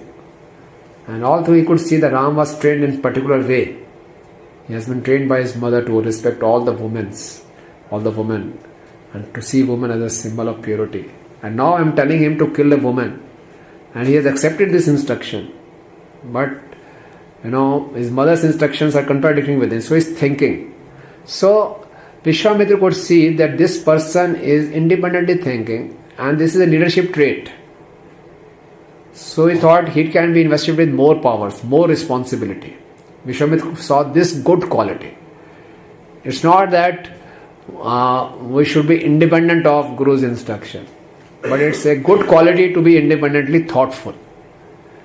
And on the part of the Ram, it was good that he accepted his fault. Okay, I should have acted immediately.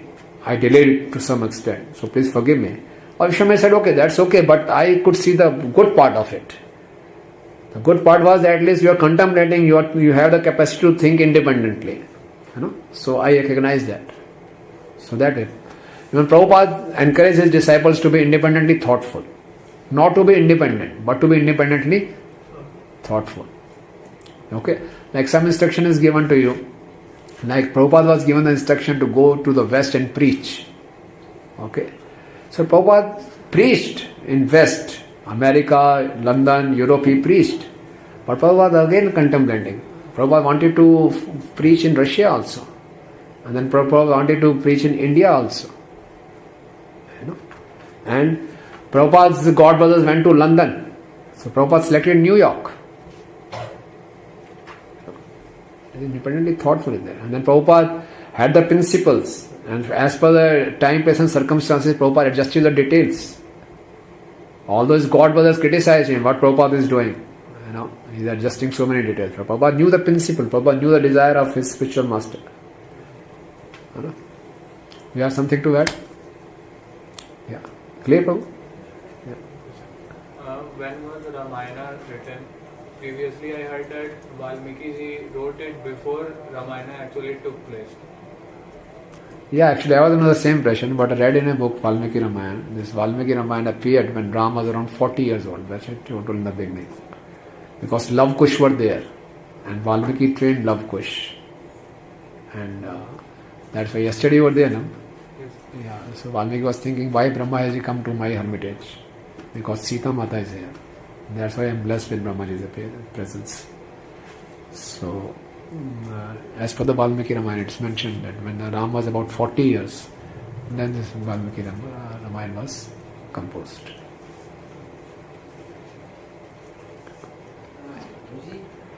One question is that how we should accept, receive the faults from a fault finder, because we have to also respect by amanina manadena, although he may be giving us respect, but still we should, in our mind, we should respect. So here you have to say that they are like the demons are the fault finder, but how can we conceive?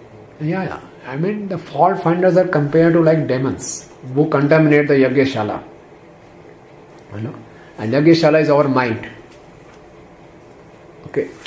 So the fault finders who fault find with the process of getting good advice, they are compared to demons. Why they are compared to demons? Because they contaminate our mind. And mind is like our Yagyashala, Yagyasthali. Okay, that way they are compared to demons. It's not that those our friends, old friends, or our old relatives who say, why are you getting this advice, why are you reading Bhagavad Gita, we say you are demon. But if we realize that they are falling fault with the right process, that these kinds of provocative thoughts, these kind of words are contaminating my mind. At least we should be able to, distinguish this. I'm not saying they are demons, but they are like they are compared. It's an analogy. And if some fault is really in me, and he is finding some fault, then Obviously, we have to go issue based. Yeah. If there's finding some fault in me, this is my fault. It's not that like in they are demons. I'm not saying. It's an analogy given. Okay. So when we associate with people with materialistic mind, we should be very careful. Because with their mentality, our mind is contaminated. And they won't see the good part of this, that we are getting good advice. They see it's my fault. But it's not my fault. I am trying to purify my mind. But if I take their advice, if I hear their words and their thoughts, then I will contaminate my mind. I should not be influenced by their words and thoughts. That is the point. They are demon-like because they contaminate my mind. You said that woman is the symbol of purity. Yeah. There's something different. Huh? In general, we say that they are means for our means because our vision is impure, so they are means.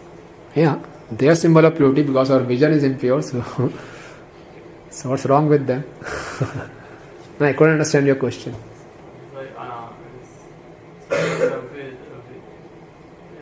No, it's not okay. What is the confusion? Please say. The thought that our vision is impaired, that didn't come first. So I got confused before, but now it's clear. So where women are respected, that civilization grows, that civilization flourishes.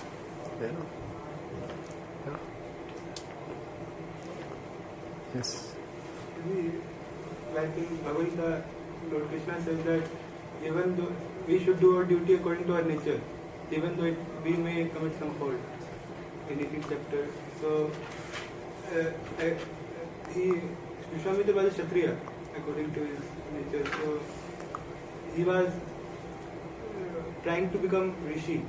So, according to scripture, that act was right or wrong? Yeah, it's an exception. That's why he suffered so much. He used to get angry, he used to become rebellious, he used to take revenge. That's all mentality of a Kshatriya. You know? So that's why he suffered so much. So it's an exception. Then that's why he has to undergo all these things. You know. That's a case study itself. Yeah, it's a good thing. Yeah. Like in this whole pastime, we can see that Vishwamitra had more faith, and he, wanted to endeavor more in a complex process, which resulted in some powers, etc. In mysticism, etc., which gives more power. And a simple devotion he could appreciate much later. Yeah. When he just introspected. Yeah. So I noticed that we have this little tendency I have that we cannot appreciate simple things. Yeah. Simple devotion. Yeah. We get engrossed and we find difficult process much. Means we find them Attractive. They will result much more. Yeah. So how can we what is this tendency born of, and how can we check it? This tendency born of is because of we have more faith in our own efforts. I am Krishna. This tendency stems from that only. Why I can't be Krishna? I don't need any shelter. This tendency comes from there. Because I am as good as Krishna or better than Krishna. So I have more faith in my abilities, my skills, my austerities. A simple process of devotion requires submissiveness, surrendering. Simple surrender and miracle will happen. So Vishwamitra could have just a glimpse of that. And after touching the feet of Vishishth, he could realize that was the thing. That was the most wonderful moment in my journey. So why shouldn't I take shelter of that? And then he was personally realizing that in the presence of Ram and Lakshman. So that way. So going for a complex process, having more attraction for a complex process, stems from our tendency to control, tendency to lord over, to be the doer. I did it. That way.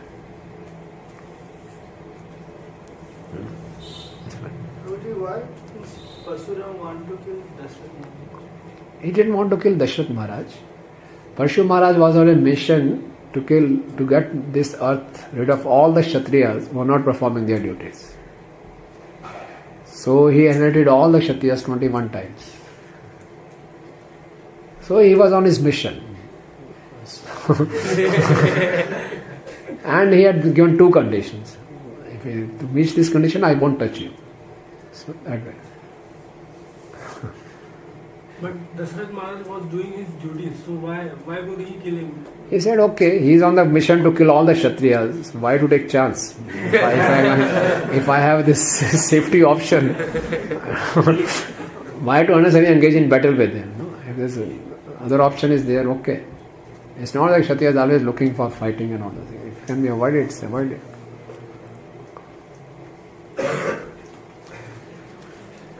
Okay? Yes, no. How to overcome the doership mentality? How to overcome? The doership mentality. Doership mentality. Yeah. The doership mentality is not so easy to give up and also easy to give up. Both. It's a simple process of surrendering. Simply, if you just recognize Krishna, the Supreme Personality of Godhead, I am His part and parcel, it's easy. So with good hearing and chanting, this feeling will come. When we chant Hare Krishna Mahamantra in complete submissiveness, then this layer of false ego, this connection with them, the jiva, spiritual entity's connection with this material world is through false ego. He is falsely assuming himself to be part of this material world. So when we chant Hare Krishna Mahamantra, this false ego, we give up this false ego slowly and slowly. So we can overcome this doership mentality by attentive chanting and hearing. The more we hear, the more we read that I am nothing, I am just an insignificant soul. One by 10,000 of the tip of the hair. This is my actual size. Now the size of the body may be 6 feet. But the actual size is 1 by 10th of the tip of the hair. Very, very insignificant. How can I do anything? I can only desire. So when I hear this Sambandh Gyan, read the scriptures, chant attentively, then slowly, doership mentality goes away. It has to be practiced actually.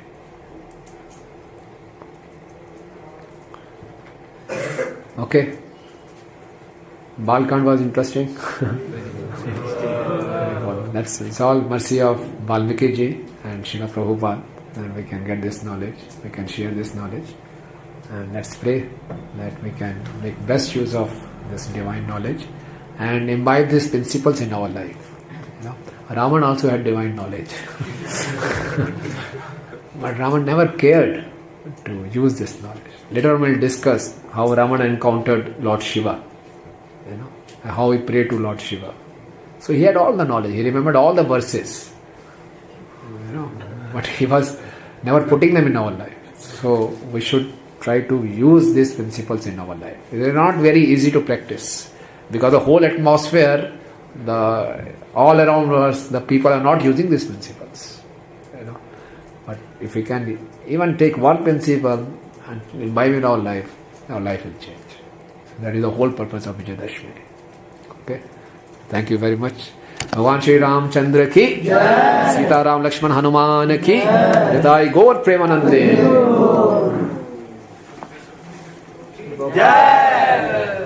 Question मेरा भी था। हाँ जी बोलिए। रावण को पूजा जाता है हमारे समाज में। रावण को? हाँ जी। कहाँ पे? पूजा करते हैं ना दशहरे के दिन, तो ये क्या सही है गलत है? रावण की पूजा होती है दशहरे में? हाँ जी। अभी जहाँ की बनाया जाता है वो नोरते लगाए जाते हैं कान पे। हाँ? अभी ये क्या कल्चर है? ये भगवान राम ने पूजा की थी। किसकी? रावण की, उसके उनके मतलब डेथ के बाद। तो सुना कि रावण की पूजा होती है?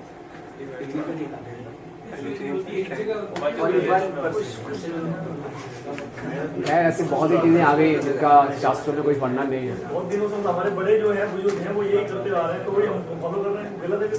रावण की पूजा करते हैं? हाँ जी। चलिए भगवान की कृपा भक्तों के संग में आ गए, छोड़िए उसको। रावण की पूजा तो क्या बनना है आपको? राम बनना है? लेकिन वो फॉलो कर रहे हैं तो उसको मैं थोड़ा क्लियर करना चाहता हूं। क्वेश्चन की अच्छी बात है।